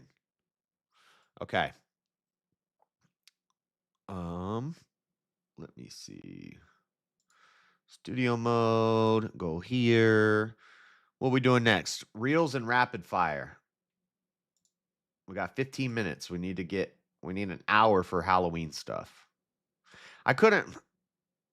Last year, I really took a lot of time to put together spooky videos and Last year the year before the first Halloween, we did a tier list of scary movies, and it was like 400 movies. It took me like 3 hours. That's back when I didn't work on Monday nights, so the show would go for like 6 hours sometimes, or longer if we did panels afterwards. But I did a tier list of every Halloween movie. It was like 400 movies. It took like 3 hours. And then the next Halloween, we did paranormal stuff and creepypastas. And then last Halloween, we did scary internet stories, and scary internet videos and stories about like the hamster kid that made the claymation videos and murdered the hamsters, and murderers who were YouTubers whose YouTubes are still up. And we were looking at their YouTubes before they murdered a guy. This year, we're just going to watch some of these. It's always stupid videos, and I'm probably just going to debunk them because I don't believe in a lot of this crap. But I do believe in cryptids like Bigfoot, but I don't believe in ghosts or, a lot of that stuff. But it is fun to watch at Halloween, spooky stuff like that. But before we get to that, we do have a lot of funny reels, and we got a little bit of rapid fire news where we'll just burn through some headlines. So let me pull this up. And right right here.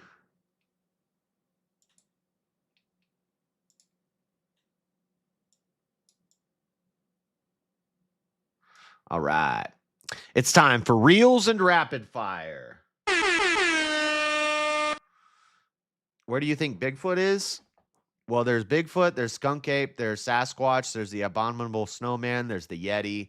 They all live in different regions. Like Skunk Ape lives in Florida in the swamps. Bigfoot probably lives in the mountains in like Montana and stuff like that. Yeti and the Abominable Snowman might be in the Himalayas or cold mountain regions.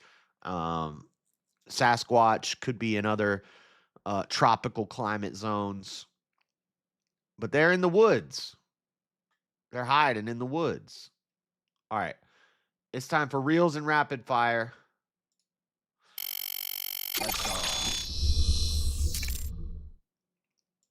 This one's pretty funny. This is when Hood Explorer meets the map. This is not Dora the Explorer. This is the Hood Explorer.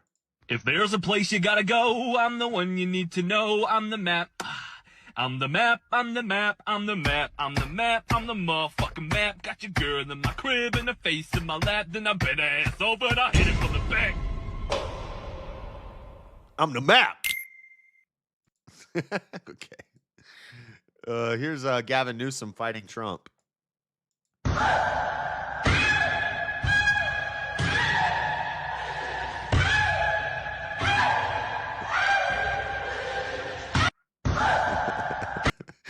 Okay. What else? What else we got? This guy's having some fun at work, playing with little Trump. Donald Trump, right? We love this, right? We love to be a DJ, right? Ever grab him by the pussy, right? Yes. So. Okay. Next. This is actually from the dubbed episode of Dragon Ball. Dragon Ball Super. This is for everyone you've killed! England murderer! Hold your fire! This man isn't black! What? It's Commander Trunks! This is for everyone you've killed! If you don't know, if you're not a nerd, you never watched Dragon Ball Super, then there's something wrong with you. But they're looking for Goku Black. Goku Black is a clone of Goku. Well, he got Goku's body from another timeline, and Zamasu goes into Goku's body from another timeline. So he looks like Goku, he talks like Goku, but he wears all black, and he's called Goku Black. And they call him Black. They're looking for Goku Black. This is for everyone you've killed! England murderer! Hold your fire! This man isn't black! What? It's Commander Trunks! This man isn't black. Don't shoot him. Okay. And last, what is this? I don't know what the hell this is, but it's funny.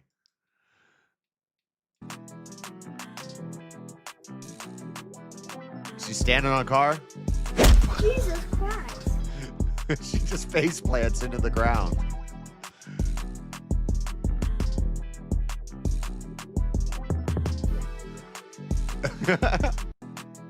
One more time. Look, she just face plants. Jesus Christ. I don't know what that was, but that lady's a crackhead. That's a crackhead. Okay. All right.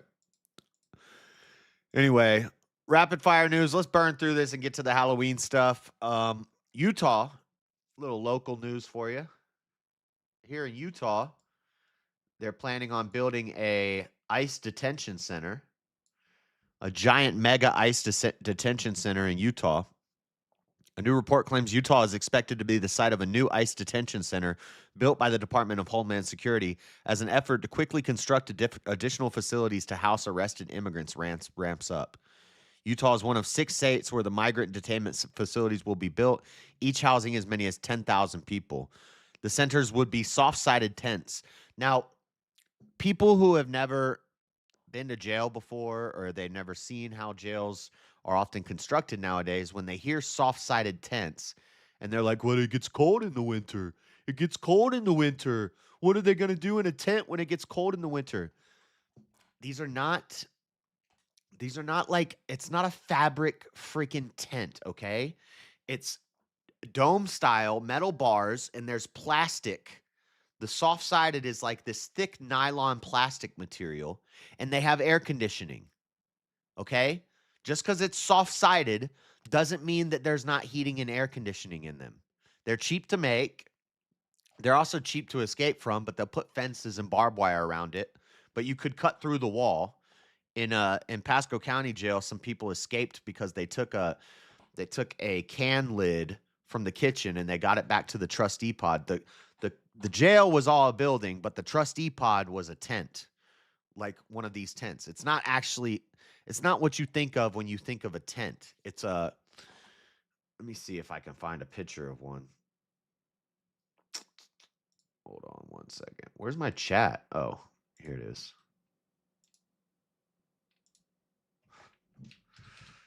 Soft-sided.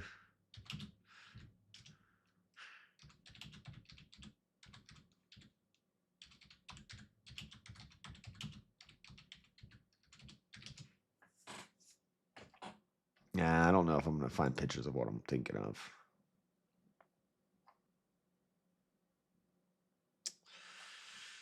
Yeah, this is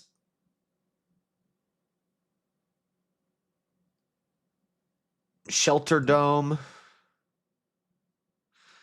No, that's not what I'm thinking of. I can't find pictures of it right now. But anyway, these people lose their minds because they think it's like some horrible living, but it's just like nylon material, and they're air conditioned, they're heated. So shut up. But anyway, I'm happy about this because that means once this is built, we're going to have a bunch of crazy people protesting there, and I can go cover it here in Utah. Anyway, this story has been going viral. Let's let the ad play. A bozo clad in full Nazi uniform breaks woman's nose outside Georgia College bar and gets busted. Okay, so the reporting on this is totally skewed and one-sided. Is this going to show me what?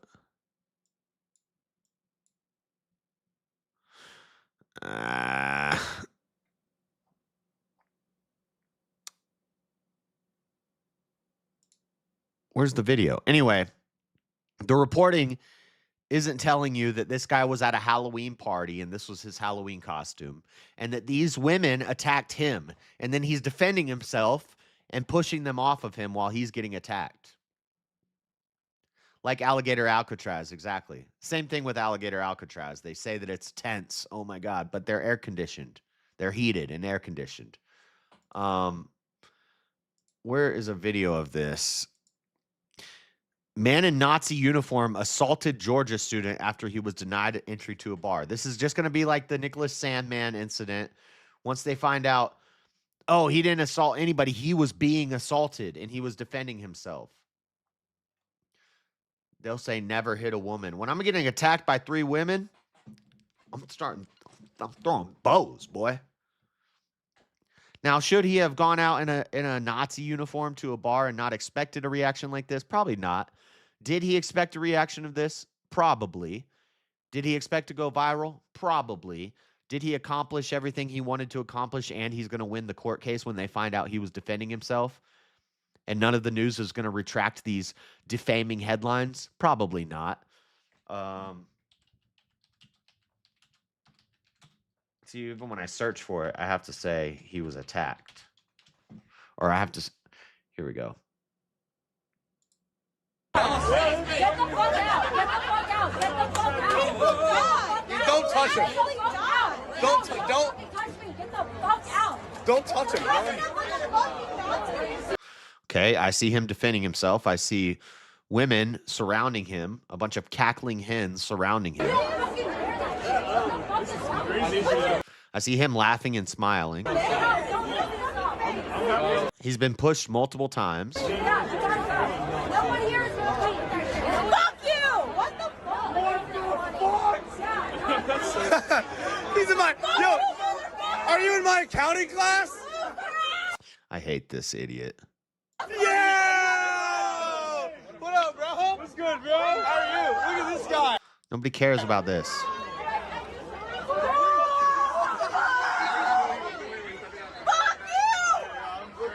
This is terrible. He almost said, "This is awesome." And he stopped himself and he said, "Terrible." He said, "This is terrible." Now this crazy liberal guy, to impress his girlfriend, walks up and shoves him. It is at this time that you start swanging. Or you don't. You just be nice and you deal with it. That's what I would do. But I wouldn't do this. I would maybe wear a MAGA hat and a Trump shirt, but I wouldn't wear this. But Is this serious? you really, you don't want to defend yourself until they start ganging up and hitting you, and then you got to defend yourself. Oh my God! No, I have no idea. We're seeing you on the second. No. So that's where he swung. Looked like he grabbed her shoulder and kind of swung real quick. But she came up. I need more camera angles. So this is a big story. We'll see what happens with it. Not really a big story, but it's been viral. Big hurricane, Hurricane Melissa, heading towards Jamaica.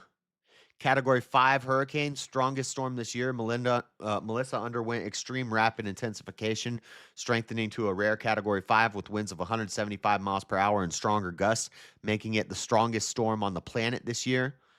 Melissa's outer bands are lashing Jamaica with strong winds and heavy rain. Mandatory evacuation orders have been issued for vulnerable coastal areas of Jamaica ahead of the unprecedented storm's expected landfall Tuesday morning. So, big hurricane coming to Jamaica. So, prayers for the Jamaicans and stuff. They got a big one coming. So, we'll keep our eye on that. What's up, Emmett? We'll keep our eye on that. What else we got? And then lastly, in rapid fire news, new poll has Andrew Cuomo closing the gap with Zohran Mamdani in NYC mayor's race. Early voting, Mamdani is ahead. And I almost think let him win. Let him win and watch New York crumble. Part of me says let him win and watch it crumble and say, see, this is what socialism does. This is why we don't have commies running governments in America. But then the other part of me is like, New York is supposed to be the greatest city in the world, the center of trade in the greatest country in the world, the entire world, the greatest city. I don't want to see it crumble and burn. But then part of me is like, well, play stupid games, win stupid prizes. You want to elect a commie?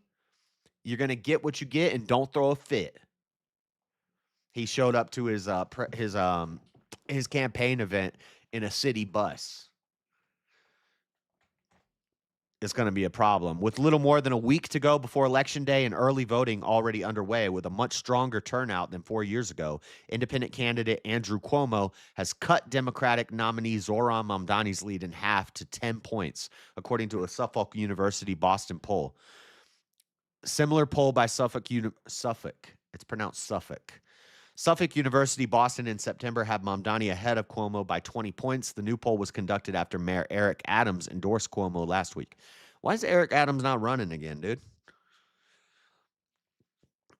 Mamdani remains the clear frontrunner, leading Cuomo 44 to 34%. Republican nominee Curtis Sliwa is in third place. Sliwa, he's probably Indian, is in third place with 11%. Some 7% of those surveyed remain undecided. Hopefully, and it sucks that I'm saying hopefully Cuomo can close this gap and win, it's crazy that I'm saying that. But you know what?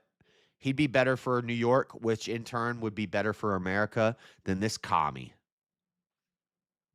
I do not want this commie running New York. No offense, but it sounds like some fucking commie gobbledygook. All right, guys, that's it for rapid fire news. Now, let's get into the Halloween stuff. We're just going to hang out and watch some spooky videos, try to find some spooky videos. A lot of it's garbage. A lot of these compilations are garbage. Moving independently to the A lot of these compilations are garbage. I use PayPal to buy this ticket. But maybe we can find some spooky videos. Unless somebody sent me something. Anybody send me something to Discord? Some spooky videos to Discord that you want me to cover? If you have any scary internet stuff or spooky videos that aren't just these TikTok not collaborations, whatever it's called. If you have any good spooky stuff, put it in the Discord. But first, before we do that, I need to do my traditional Halloween is not pagan. So I'm going to go through 3 sources right now. Freddie always has a hard time with this because I always explain. I'm going to give you one side of the argument. Then I'm going to give you a more centered side. Then I'm going to give you a source that supports my side of the argument. I'm doing that to be fair and to show you all the different sides.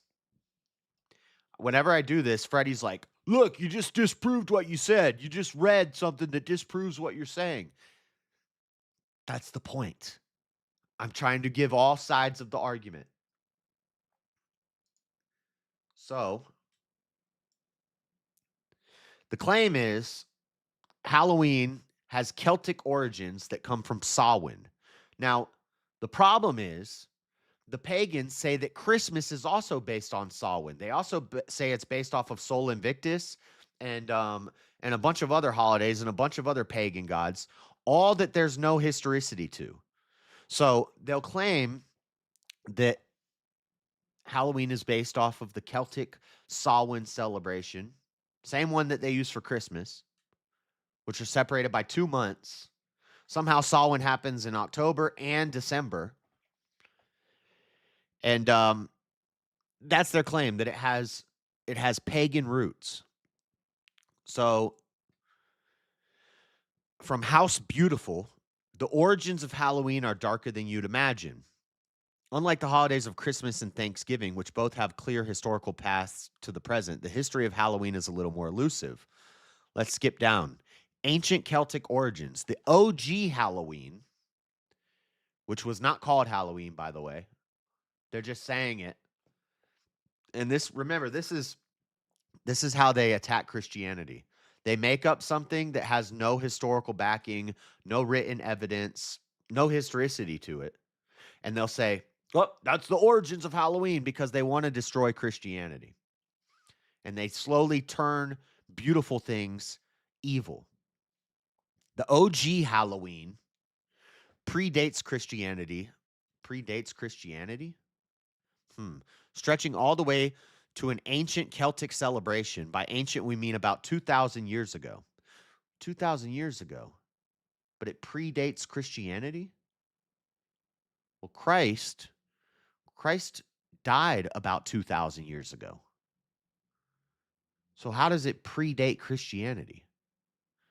Also, it doesn't predate David. Doesn't predate Moses.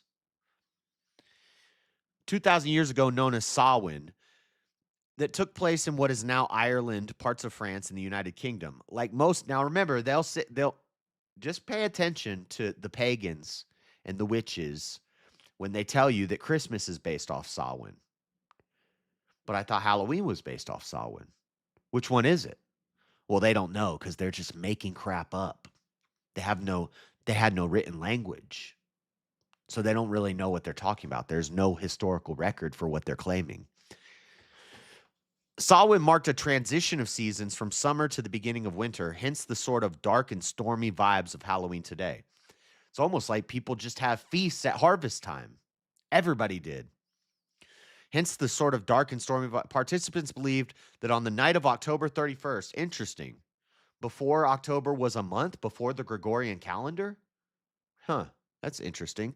The portal between the realm of the living and the dead opened, allowing lost souls to return to the human-occupied earth.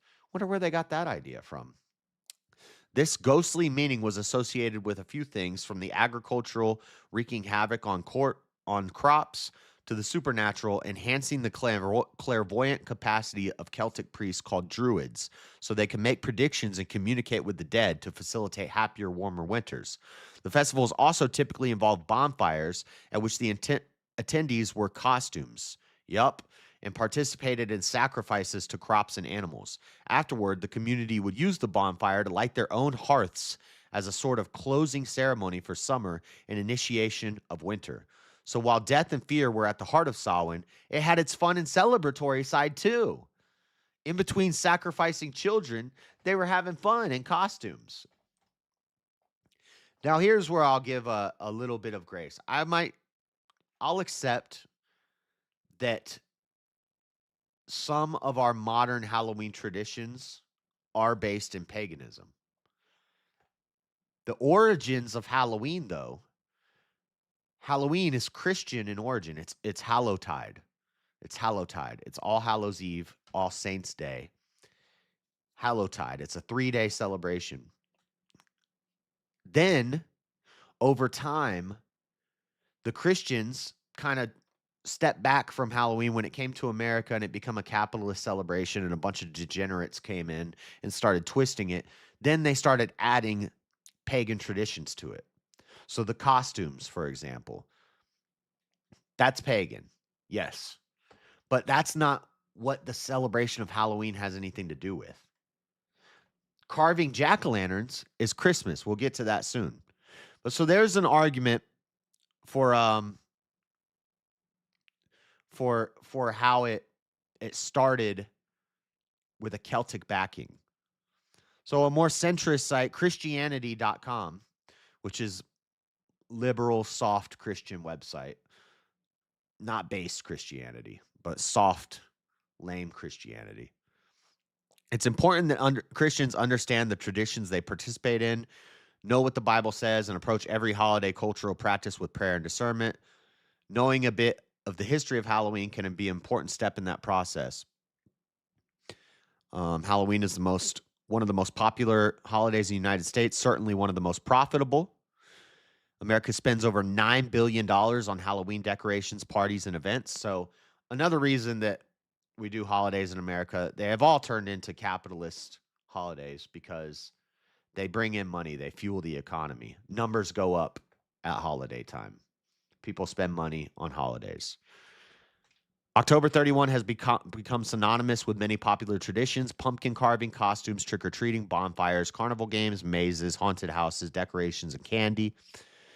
Of course, Christians have debated for centuries whether or not to endorse, let alone participate in Halloween, whether that involves parents letting their children dress up in fun costumes and collect candy, going to see the latest scary movie, attending a horror night at a local theme park.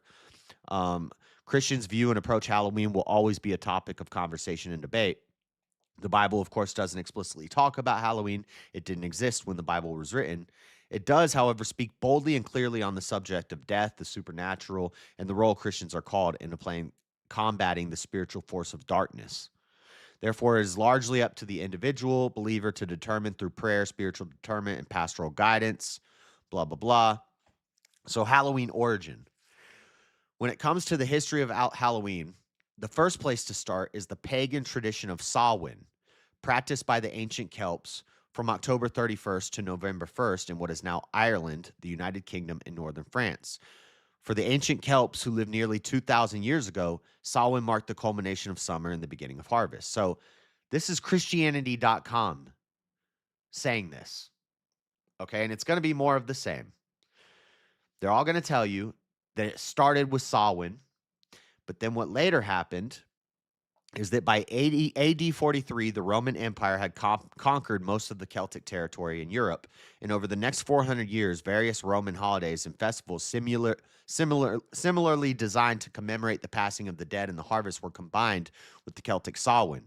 It wasn't until the Roman Catholic Church gained a foothold in Celtic land that Celtic traditions and rituals like Samhain were refashioned. This is Christianity.com saying this, okay? In fact, Pope Gregory I had advised missionaries in Ireland and England to do away with religious holidays of the Celts.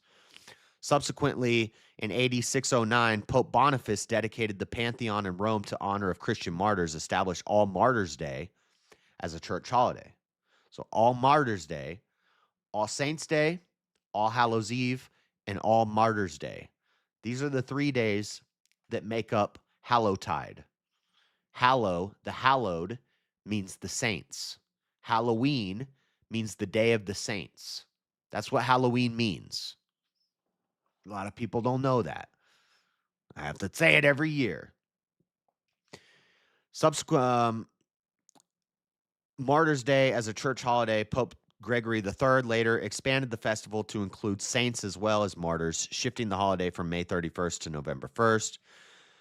Now, what does all this have to do with October 31st, which still hadn't been given the name Halloween? By the 9th century, Christianity had taken over Celtic lands, but rather than abolish Celtic traditions of October 31st outright, the church shifted the focus of October 31st from a celebration of pagan deities, roaming spirits, and the dead to a more Christian emphasis on the soul, supernatural, and saints. November 1st became known as All Saints' Day in the Catholic Church, and in AD 1000, the church made November 2nd All Souls' Day, with many of the same traditions of Samhain, including giant bonfires, parades, and costumes. Furthermore, in preparation for All Saints' Day on November 1st, which venerated saints known as Hallows were celebrated the night before, became known as the Eve of All Hallows, or All Hallows' Eve, eventually the day known as Halloween. Okay? So there's two stories from a secular site saying this, then Christianity.com, which is soft Christians who basically just source the secular sites to get this information. Sources like history.com will say the same thing. But that's all BS. That's all BS. If you actually research into pagans and into Samhain, there is no history of this. There's no dates. They don't have any written history that says that they claim the day of October 31st as a Day of the Dead. There's no written history of this until much later, after Halloween was already established as a Christian holiday. So they're just making stuff up. So the liturgical home. This is from AshleyTumanWallace.com. The liturgical home. The Christian origins of Halloween, All Saints' Day revealed. Halloween is almost here. All Hallows' Eve on October 31st. All Saints' Day is a principal feast day in the Christian calendar. It provides a dedicated day to call to memory those saints who have led the way before us. We recognize those saints who are known, meaning those who have officially been recognized by the church for their exemplary lives, faith, and contributions to Christianity. They might be early Christian martyrs, theologians, missionaries, or others who've led lives of significant spiritual meaning and impact. The history. All Saints' Day origins and establishment as a significant Christian feast day are rooted in early Christian traditions and practices of honoring martyrs and saints. In the earliest days of Christianity, it was common to commemorate the anniversary of a martyr's death for Christ at the place of their martyrdom. As the number of recognized martyrs increased, especially during the intense periods of Roman persecution, it became challenging to assign a separate day for each martyr. Different Christian communities began to establish a common day on which to honor all martyrs. The foundations for a collective celebration can be seen as early as the 4th century, when the Feast of All Martyrs was celebrated in the Eastern Church. In the West, in 609 or 610 AD, Pope Boniface, they'll also tie to Christianity. He cut down this demon tree, and they'll say that could point to where we get the idea of the Christmas tree. And the pagans will say, it's a Yule log. It's a Yule log. You're making idols. No, we're not carving a tree and adorning it with gold to worship it and sacrifice it on. It's not Ishtar. It's not Samhain. It's not Sol Invictus. It's none of these made up things that they claim. They took those from us much later. Pope Boniface, where was I? Consecrated the Pantheon in Rome to the Blessed Virgin and all the martyrs. This established an annual feast in Rome on May 1st. In the 8th century, Pope Gregory moved the date to November 1st and broadened the festival to include all saints as well as all martyrs. Finally, in 837, Pope Gregory VI extended the celebration of the feast day from Rome to the entire Western Church. Traditionally, the eve of All Saints' Day or All Hallows' Eve, Christians attended a vigil where worships prepared their hearts with prayer and fasting. They spent the night thinking about the offering thanks to those who had died in faithful service to the Lord. Okay, so that's the origin. Now, the pagan will claim, why'd you move the day to November 31st? That's our day. That's our Samhain. Really, is it? Where do you get that from? Show me a book. Show me a book of your writings. Show me your text. Show me your history that says that. A book that was written after 400 AD or before 400 AD. They don't have one because they didn't have written languages. They didn't know how to write. They drew doodles on rocks. A common myth in modern times is that Halloween is based on a pagan festival known as Samhain. The story goes that the church Christianized a popular Celtic festival that celebrated the dead. The earliest documentary sources available indicate that Samhain, just like countless other harvest festivals around the world, was a harvest festival with no particular ritual connections to the dead. A direct link between the two is largely speculative and not substantiated by historical records.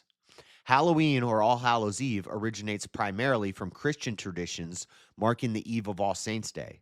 Its practices and customs, including attending church services, lighting candles on the graves of the holy, and later traditions like trick-or-treating, have clear roots in Christian liturgical observances. Scholarly research into the origins of Halloween often point to its emergence independently within the Christian tradition, rather than as an adaptation or continuation of pagan Samhain rituals. So there's a liturgical source. Well, it's just a .com website, but there is no history that the Samhain celebration happened on November 31st, or I'm sorry, October 31st, and that it was a ritual celebration of the dead. There's no historical evidence of that. That's something they've made up in modern times to try to defame Christians and try to take away from Christians. Pay attention, because they'll say Christmas is based off of Samhain. They'll say Halloween is based off of Samhain. Those are 2 months apart. Which day is it?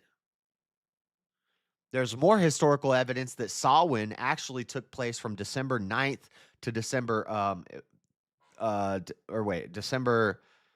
early December, because you have to remember this is pre-Gregorian calendar. So when they say, which day is it? Which calendar are you basing these dates off of? Those months didn't exist back then.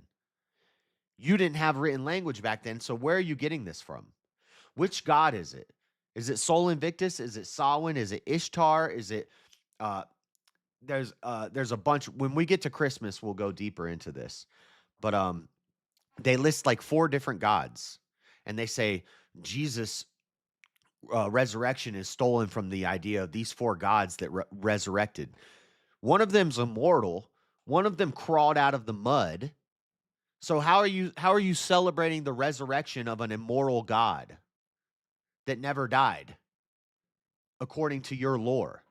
According to your lore that you don't have any written record of until after we already had Christmas and Halloween. And we have record of it. We have historicity of it. You have none. They're just trying to defame Christians and make stuff up. The pumpkin carving, to show why I carved this pumpkin.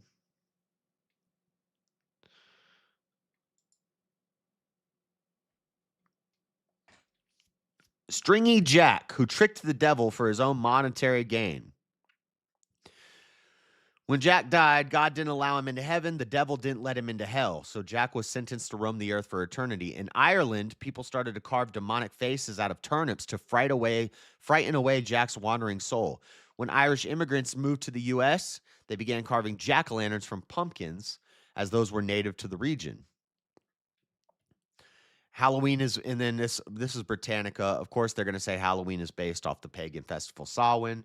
All of the secular sources are going to lie to you. They're all going to tell you it was based off of Samhain because this is made up modern day revisionist history. This is what they do. This is how the same way they change BC and AD to BCE and CE. Same way they changed the definition of vaccine and they changed the definition of racism. They changed the history because they don't want the Christian origins to be known. Where is it? But yeah, the time of year between fall and winter, Halloween is a time of celebration and fantasy and searching for origins of the jack-o'-lantern. We first have to gather insight into the origins of the tradition. When you follow the journey throughout the centuries, you will find names like All Hallows Eve, All Saints Day, All Hallows Day, Hallowmas, Hallow or Holy or Sainty, Moss, Mass of the Saints, to the early 20th century American Halloween. Day of the Saints. That's what Halloween means. It doesn't mean Day of the Dead. Saints, the saints were dead. They were the hallowed. They were the saints who died, before Jesus came. Yeah, the story of Stringy Jack. So how did carving pumpkins begin? Stingy Jack goes back to when Irish immigrants came to the United States in the potato famine. Jack was a trickster that fooled the devil a couple times, making the devil promise to not bother him for over 10 years. Upon Jack's death, the devil kept his promise and did not take his soul. Unfortunately, God would not allow such an unsavory person into heaven. The devil sent Jack into the dark. So these are people who believe in the devil, they believe in God, they believe in heaven, they believe in hell, and they made up a legend. And that's where pumpkin carving comes from. You're keeping this wandering soul away. It also could, Stingy Jack sounds kind of like Cain. Cain is the wandering soul who's forced to wander the earth forever. There's actually I wonder if there's any videos or stuff about that. Maybe we could watch that. The story of Cain is one I've been meaning to do a deep dive into for a long time about there's conspiracy theories that people have seen Cain wandering the desert. He was wandered because he wasn't allowed in heaven to deal with Satan, preventing him from going to hell. Thanks, Rome. So anyway, that's where we get the pumpkin carving from. Pagans need to decide if Halloween is based off of Samhain or if Christmas is based off of Samhain. Make up your minds. I know it's hard because you're just making stuff up because you have no history. Your history is a bunch of scattered groups throughout the world that have no written language and just make stuff up. You just make stuff up. Like there's a unified pagan movement. There isn't. Pagan just means not one of the three major religions. You're not an Abrahamic faith. You're not a Muslim. You're not a Christian. You're not a Jew. That's what pagan is. It's all these other Hindus are pagans. Buddhists are pagans. Freaking devil worshippers are pagans. Druids are pagans. The Celtics are pagans. The Vikings were pagans. All these different groups were pagans. And they all had different celebrations at different times, celebrating different things for different reasons. And most of them couldn't write. So don't act like there's some unified pagan holiday that we stole Halloween from. No, we as Christians established Halloween. Christians established Christmas. Christians established Easter. Easter is not a pagan celebration.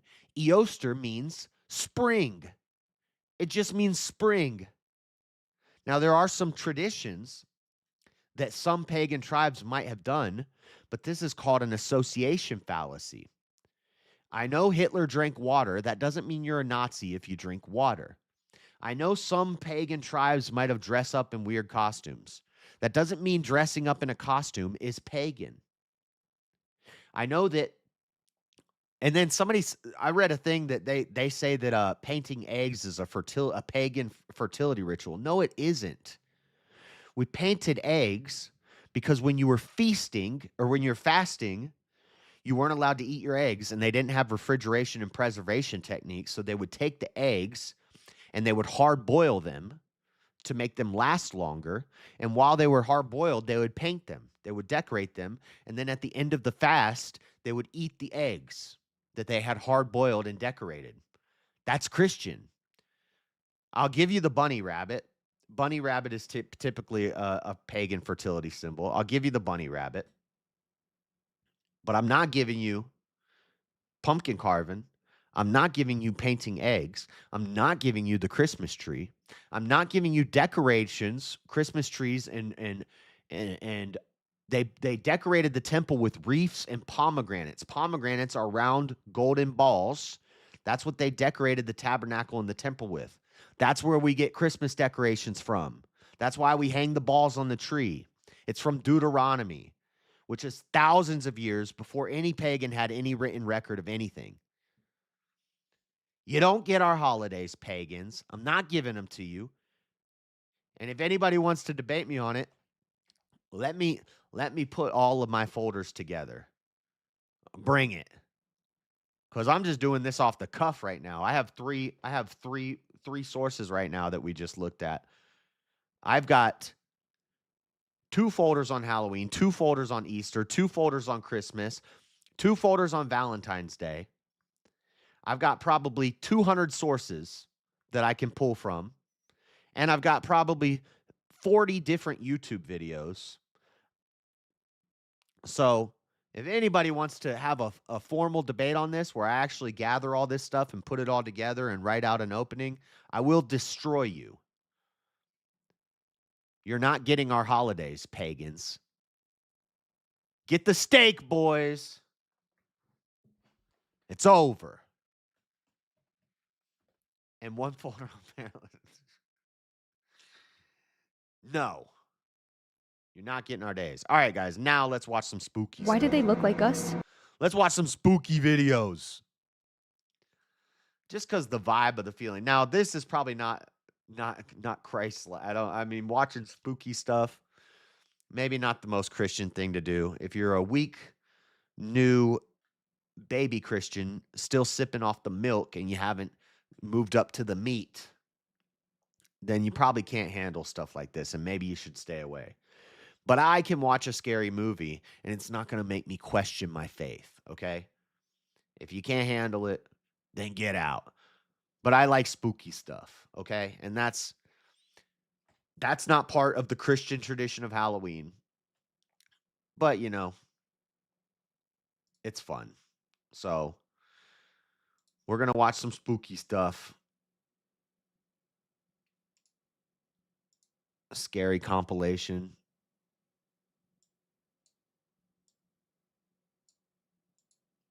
This video is pretty creepy. This is just a short, but it's kind of freaky. This one's actually pretty cool because it's fake, and you know it's fake, but it's just spooky. All right, you guys ready for the spooky stuff? Watch this. This is pretty freaky. Why do they look like us?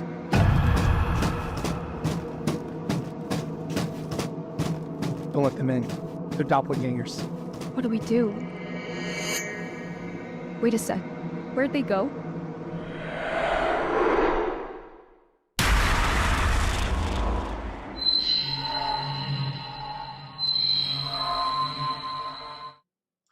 Question straight up. Oh, crap. I'm going to have to go back and watch that later. Why do they look like us? So that was kind of spooky. Scary video compilations. These are usually dumb and they're usually fake, but maybe we can find some good ones.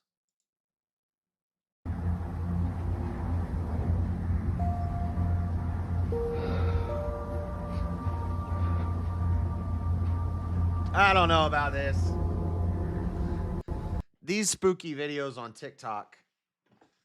Hold on, where the heck is my? 1 second.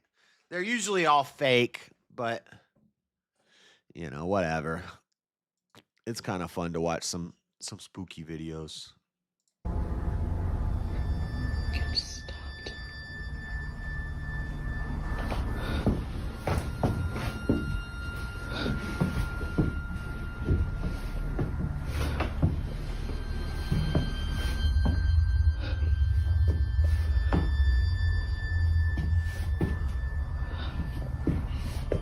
For some reason, the balloon comes to a sudden halt near the basement door.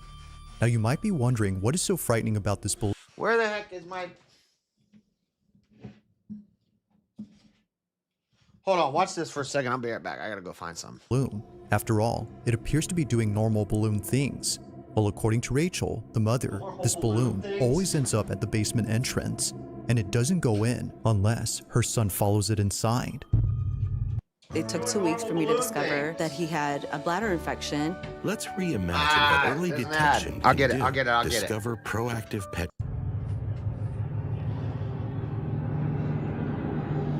Is there an air conditioning vent somewhere? Blowing it around? This one's kind of dumb. What's better is my folder from last year.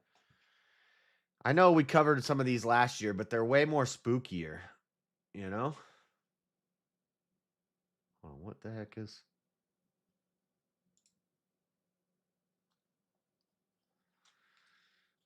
hold on.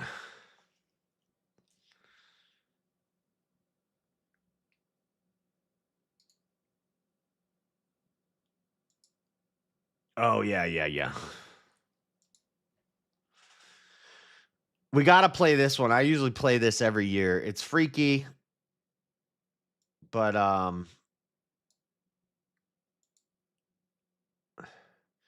Kelowna hamster killer? No. 0039. We played that last year.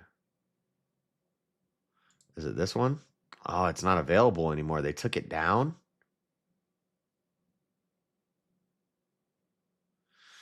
Oh, not the Dolly Flesh archives.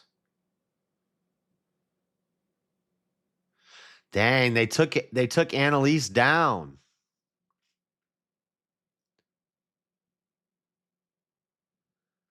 Huh. Yeah, because it's freaky. The Annalise tapes.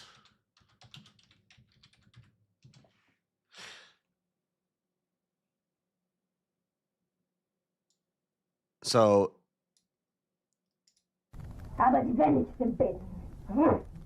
Yeah. I usually play this every year.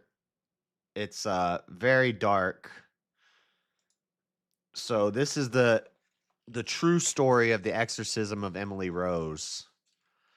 Annalise Michel was a girl who was possessed by demons, and they were doing repeated exorcisms on her, but it wasn't working, and she was on a bunch of medication. So she was seeing a psychologist and doctors, and she was seeing priests who were doing exorcisms on her. They were trying everything they could. And in the movie, The Exorcism of Emily Rose, it's loosely based off of the true story of this girl. In the movie, the priest tells her the exorcisms aren't going to work because she's on all these different medications. And so she comes off her medications in order to have the exorcisms work, but then she ends up dying. And then they sue the priest, and he ends up going to prison, which is pretty close to the true story. Some slight differences, but she went through 67 exorcisms, and these are some recordings from some of her exorcisms. This is not real video; it's just audio recordings. Okay. She has to suffer for all the sins. This is not real. There's no video. Is this real video? No, they're audio tape. I think this is fake. Yeah, this obviously isn't the real video. However, the movie is solely based on the parents and the preacher's observation. Okay, this video is not real.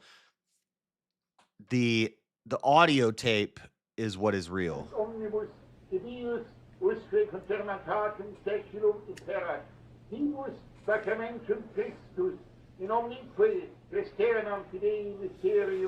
This is stuff that's actually scary. Ghosts, all that mess, not scary. But this stuff to me is like real scary stuff because it's real. Now, this video is not real. This is a movie that they made, a cheaply made movie. But I'm looking for the audio tapes. Looks like they took a lot of them down.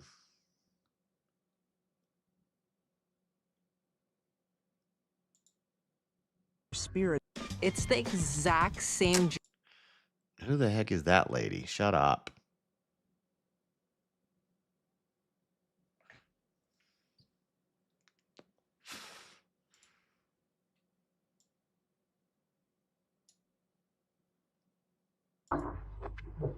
Cost the already.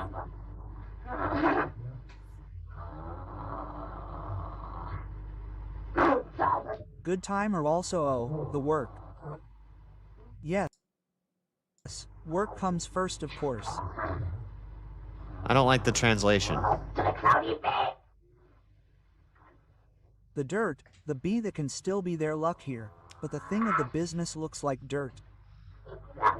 What is that freaking AI voice? Get that out of here. She's speaking in languages that she doesn't know. She starts speaking in German. She starts speaking in Hebrew. And this is the actual audio recordings, but they have a stupid AI voice messing it up.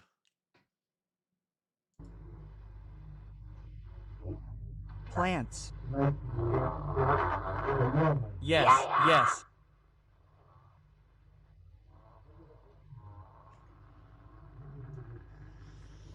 We've heard that. Yes.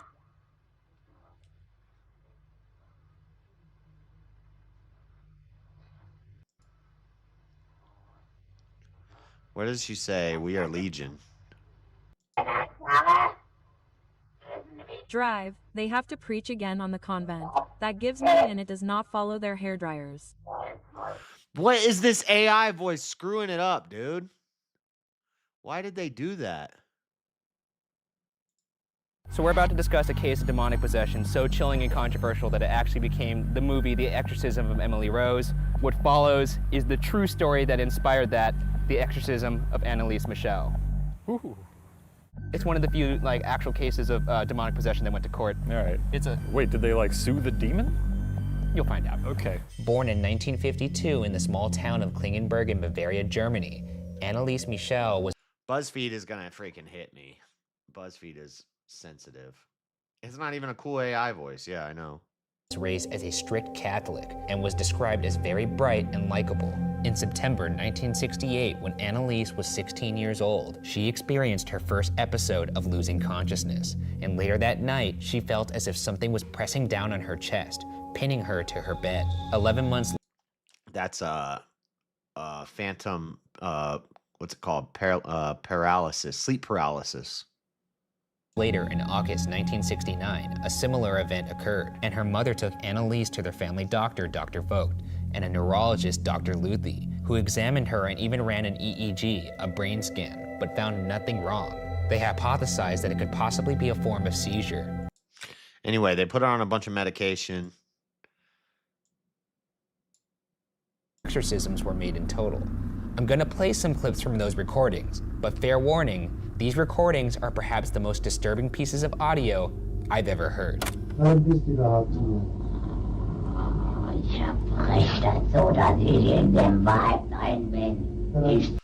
See, she's speaking German, and Annalise barely knew German. Now, she did study languages, but she was not fluent in these languages, and she was speaking them fluently. So that's in court, that's one of the things they brought up. They're like, but she did study languages, but her parents are like, yeah, but she wasn't fluent in them, and she was speaking it fluently. I will carry this brat so long until she croaks.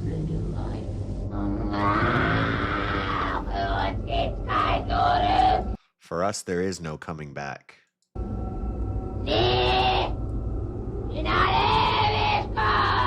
You know, for all eternity. She's screaming. She's giving it 110%. I mean, do you think that sounds like it came out of a girl? Like, yes, it sounds like a girl doing a funny voice. Ye of little faith. Your unrelenting skepticism is exhausting. It drains me of all happiness and energy, and I hope you know that.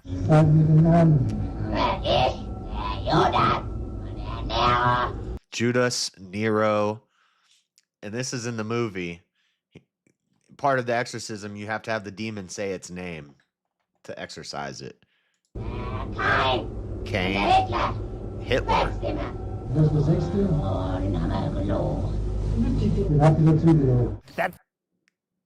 She said Lucifer, but I think in the movie she says Legion. We are many. We're all here! I ran out of evil people to think of. The blonde man from... No, this guy who he's interviewing, who didn't want to be on camera, is basically just a skeptic who doesn't want to believe in anything metaphysical or supernatural. Because in part of the tapes, she looks at the preacher and she says, what about, and I forget the name, but she says the name of somebody that he knew that had just died like a year ago. I think he died in like a car accident or something like that. And she's like, that was us. We took him. And there's no way Annalise could have known about this person who the priest was friends with who died. Die Hard is also in here. Skeletor from Masters of the Universe. Heath Ledger's This part is ruining it. Joker. It's ruining the vibe. Not Jack Nicholson. He was too cartoonish. You had your fun, Yeah, I've had my fun. Okay. Annalise also named Fleischmann as one of her demons and provided accurate details of the real Fleischmann, who was a priest in the 1500s that was kicked out of the church for bad behavior. And this was crazy too. These details came as an icy shock to Father Alt, who claims Annalise would have no way of knowing Fleischmann. That is the only thing that is strange to me. All the other stuff is just things that a person could do. Every Monday and Tuesday. Oh, look at that. The NBA is on.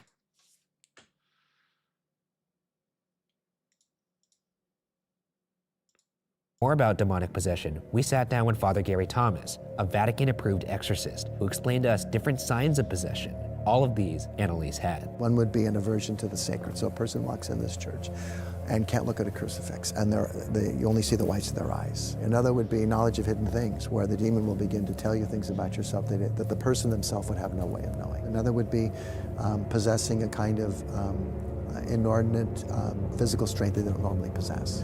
Then the last sign is sort of epileptic-like seizures on a person's face and the movement of their arms and legs in a way where they lose complete control. By May, Annalise became even worse, banging her head against the wall and biting herself and others, to the point where her family had to tie her up to prevent her from hurting herself.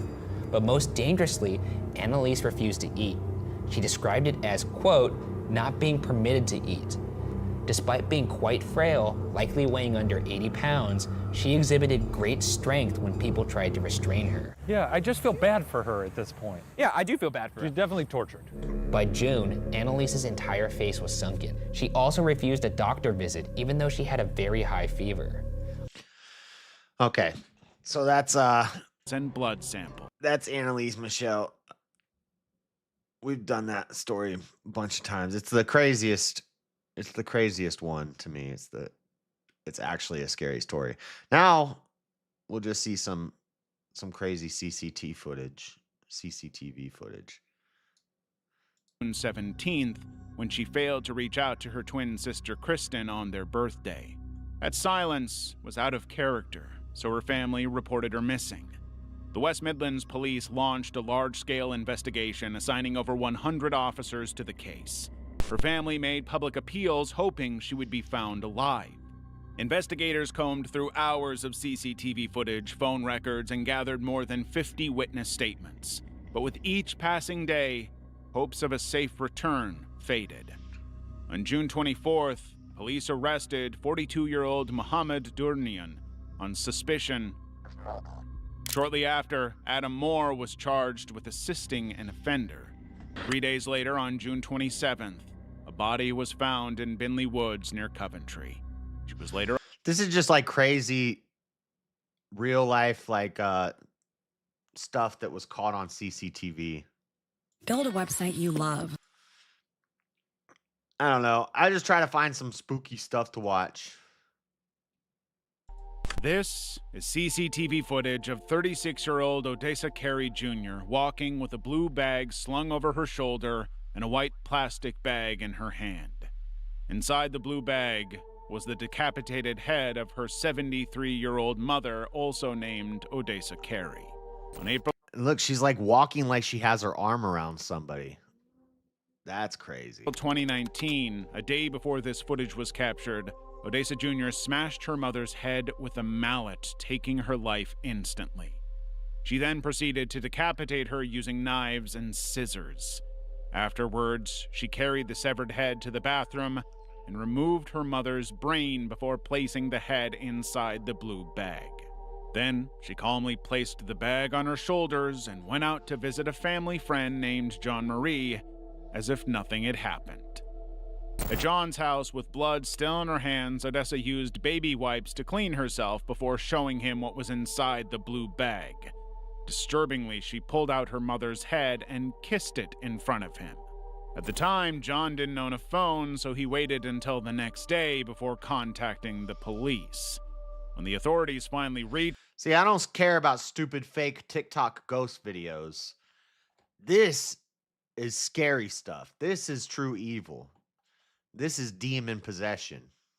They found the decapitated head hidden in a cupboard under the sink at a home and guidepost where she was staying. Odessa sat there, looking blankly as officers read her rights. Earlier that year, despite clear signs of violence and warnings from family members, Odessa Carey Jr. was discharged from a mental health ward after being assessed as a low-risk case. Yeah, low risk. She had a history of attacking her mother and harming pets. Eventually, she was charged with her mother's death, but due to her severe mental illness, she was sentenced to a secure... That's the creepy... Who's she walking? Why does she have her arm like she's walking with somebody? It's like she has her arm around somebody.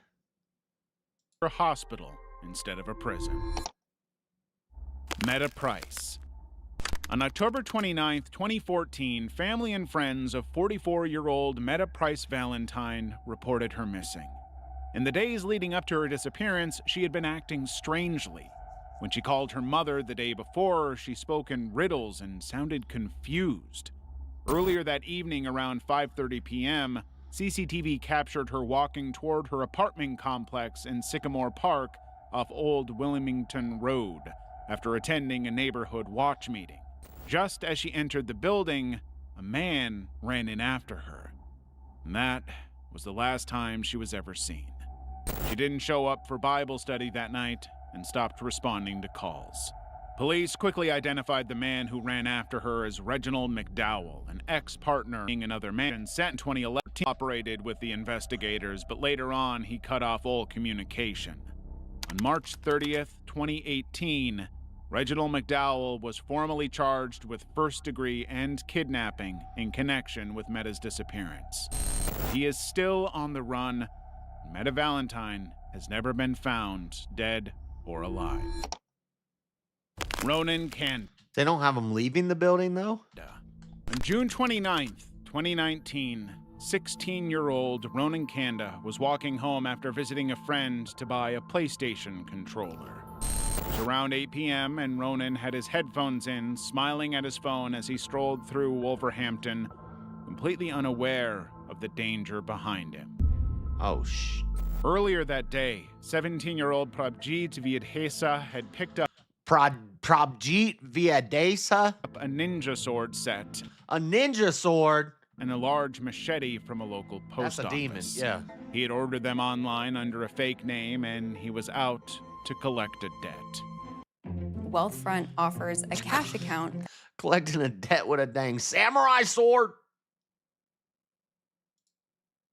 Sukhman Sergil, also 17. Prabjit watched Ronan leave his friend's house and mistook him for the person who owed him money. As Ronan walked home unaware, the two followed him, weapons in hand.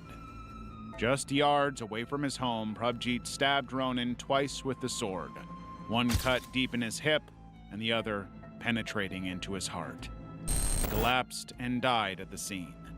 Then they realized they harmed the wrong person. Wow. In a frenzy, they fled, disposed of their weapons and clothes, and tried to cover their tracks, but it didn't last. Within days, both were arrested and charged with Ronan's death. Wow. July 13th, 2023, Prabjit Vidhesa and Sukhman Sergil were sentenced to life imprisonment with Prabjit and Sukhman. That's a scary story. That's a scary story if I ever heard one. You got somebody named Prabjit with a dang weapon sword? minimum terms of 18 and 16 years, respectively. After Ronan's death, lawmakers and his grieving family pushed for tighter controls on online knife sales. How about tighter controls on immigration from people named Prabjit? His case added urgency to national efforts to restrict access to dangerous weapons and prevent further tragedies like his. On May 8th, yeah, it's the sword's fault. 2020, 16-year-old Louise Smith was reported missing after she failed to return home from school. Just a month earlier, she had moved in with her older cousin, Shazlin. A lot of these videos are just like the last time we ever saw these people alive. Jane Mays and her husband, Shane Mays. They all lived together in Lay Park, Havant, in Hampshire. Once Louise was declared missing, investigators combed through hours of CCTV footage to trace her movements and uncover the reason for her disappearance. On May 8th, 2020, at noon, CCTV captured Louise leaving the home with her uncle Shane. They both walked into the Harvant thicket around 11:45 a.m. That same day, Shane appeared on camera later that afternoon. He was alone, buying a pizza and a Lucozade at a local store. Later, he returned home alone as well. Louise was nowhere in sight. 13 days later, Louise's body was discovered in a clearing in Havant Thicket, about a 40-minute walk from her home. Her body had been severely burned and violated. It was so badly damaged that investigators had to rely on dental records to confirm her identity. Shane Ray was arrested almost immediately, but he denied being involved in her death. He maintained that although he walked with her in the early hours of May 8th, he stopped partway to the shops and returned home. However, oh, I was like, where is that sound coming from? I accidentally hit play on on Easy Stream or turn the volume on. Whoops. When CCTV footage, phone data, and forensic evidence began disproving his account, he eventually admitted he was with her longer than he originally claimed. All right, guys. I didn't have a lot of time to put together spooky story videos, but maybe Friday night, maybe we'll find some more spooky stuff to watch. I didn't have a lot of time for it to set up this one, but yeah, spooky stuff, real life spooky stuff, not fake ghost stories, not nothing like that. Real spooky stuff. Demons. Gotta put on the full armor of God and defend yourself from the demons. Charlie Kirk Pumpkin, his face is starting to melt and his hand is starting to droop. I got some toothpicks in there, but I got toothpicks for next year, and I got the tea light candles.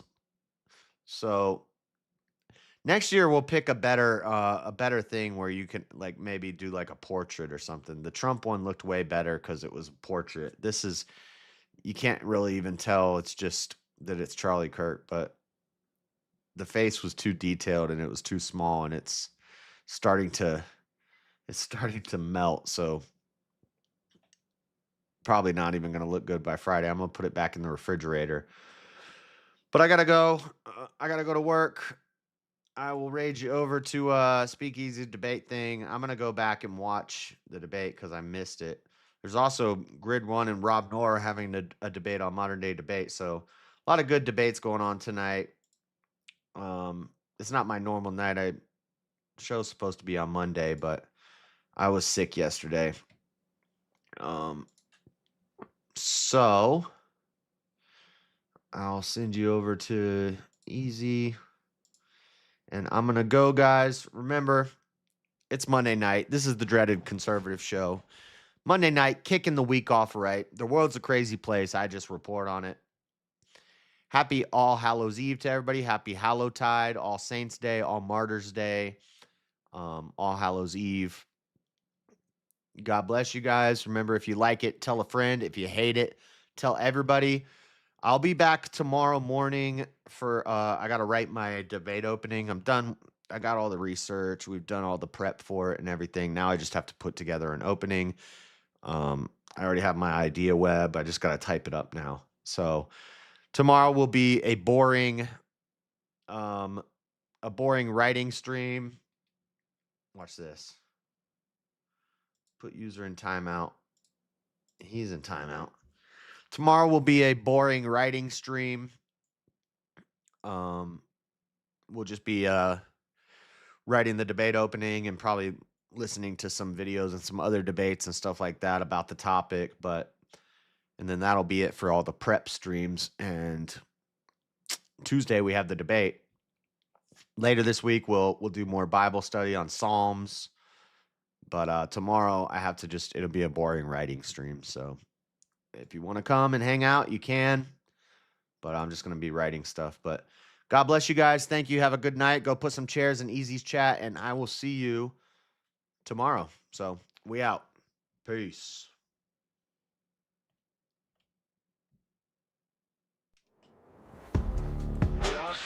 Play this song. Move to Utah, chasing deceit. Eyes on every woman, can't look away. Simping his life, wasting the day. Dinosaurs built the pyramids, he claims. Nukes are lies, his mind's aflame. Delete the folder, Josh. Grace ain't yours to keep. Delete the folder, Josh. A twerk haunts your sleep. Delete the folder, Josh. Let obsession rock deep.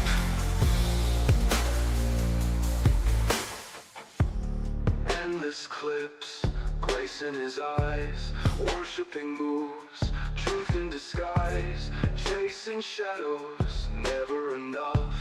Lust consumes, his heart is rough. Dinosaurs build, they built the stones. Nukes are fake. Nukes are fake. I'm not alone. Delete the folder, Josh. Grace ain't yours to keep. Delete the folder, Josh. A twerk haunts your sleep. Delete the folder, Josh. Let obsession rock deep.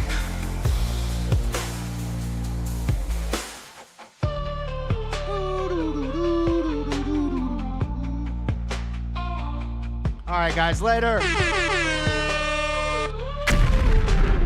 We out. Endless clips, grace in his eyes.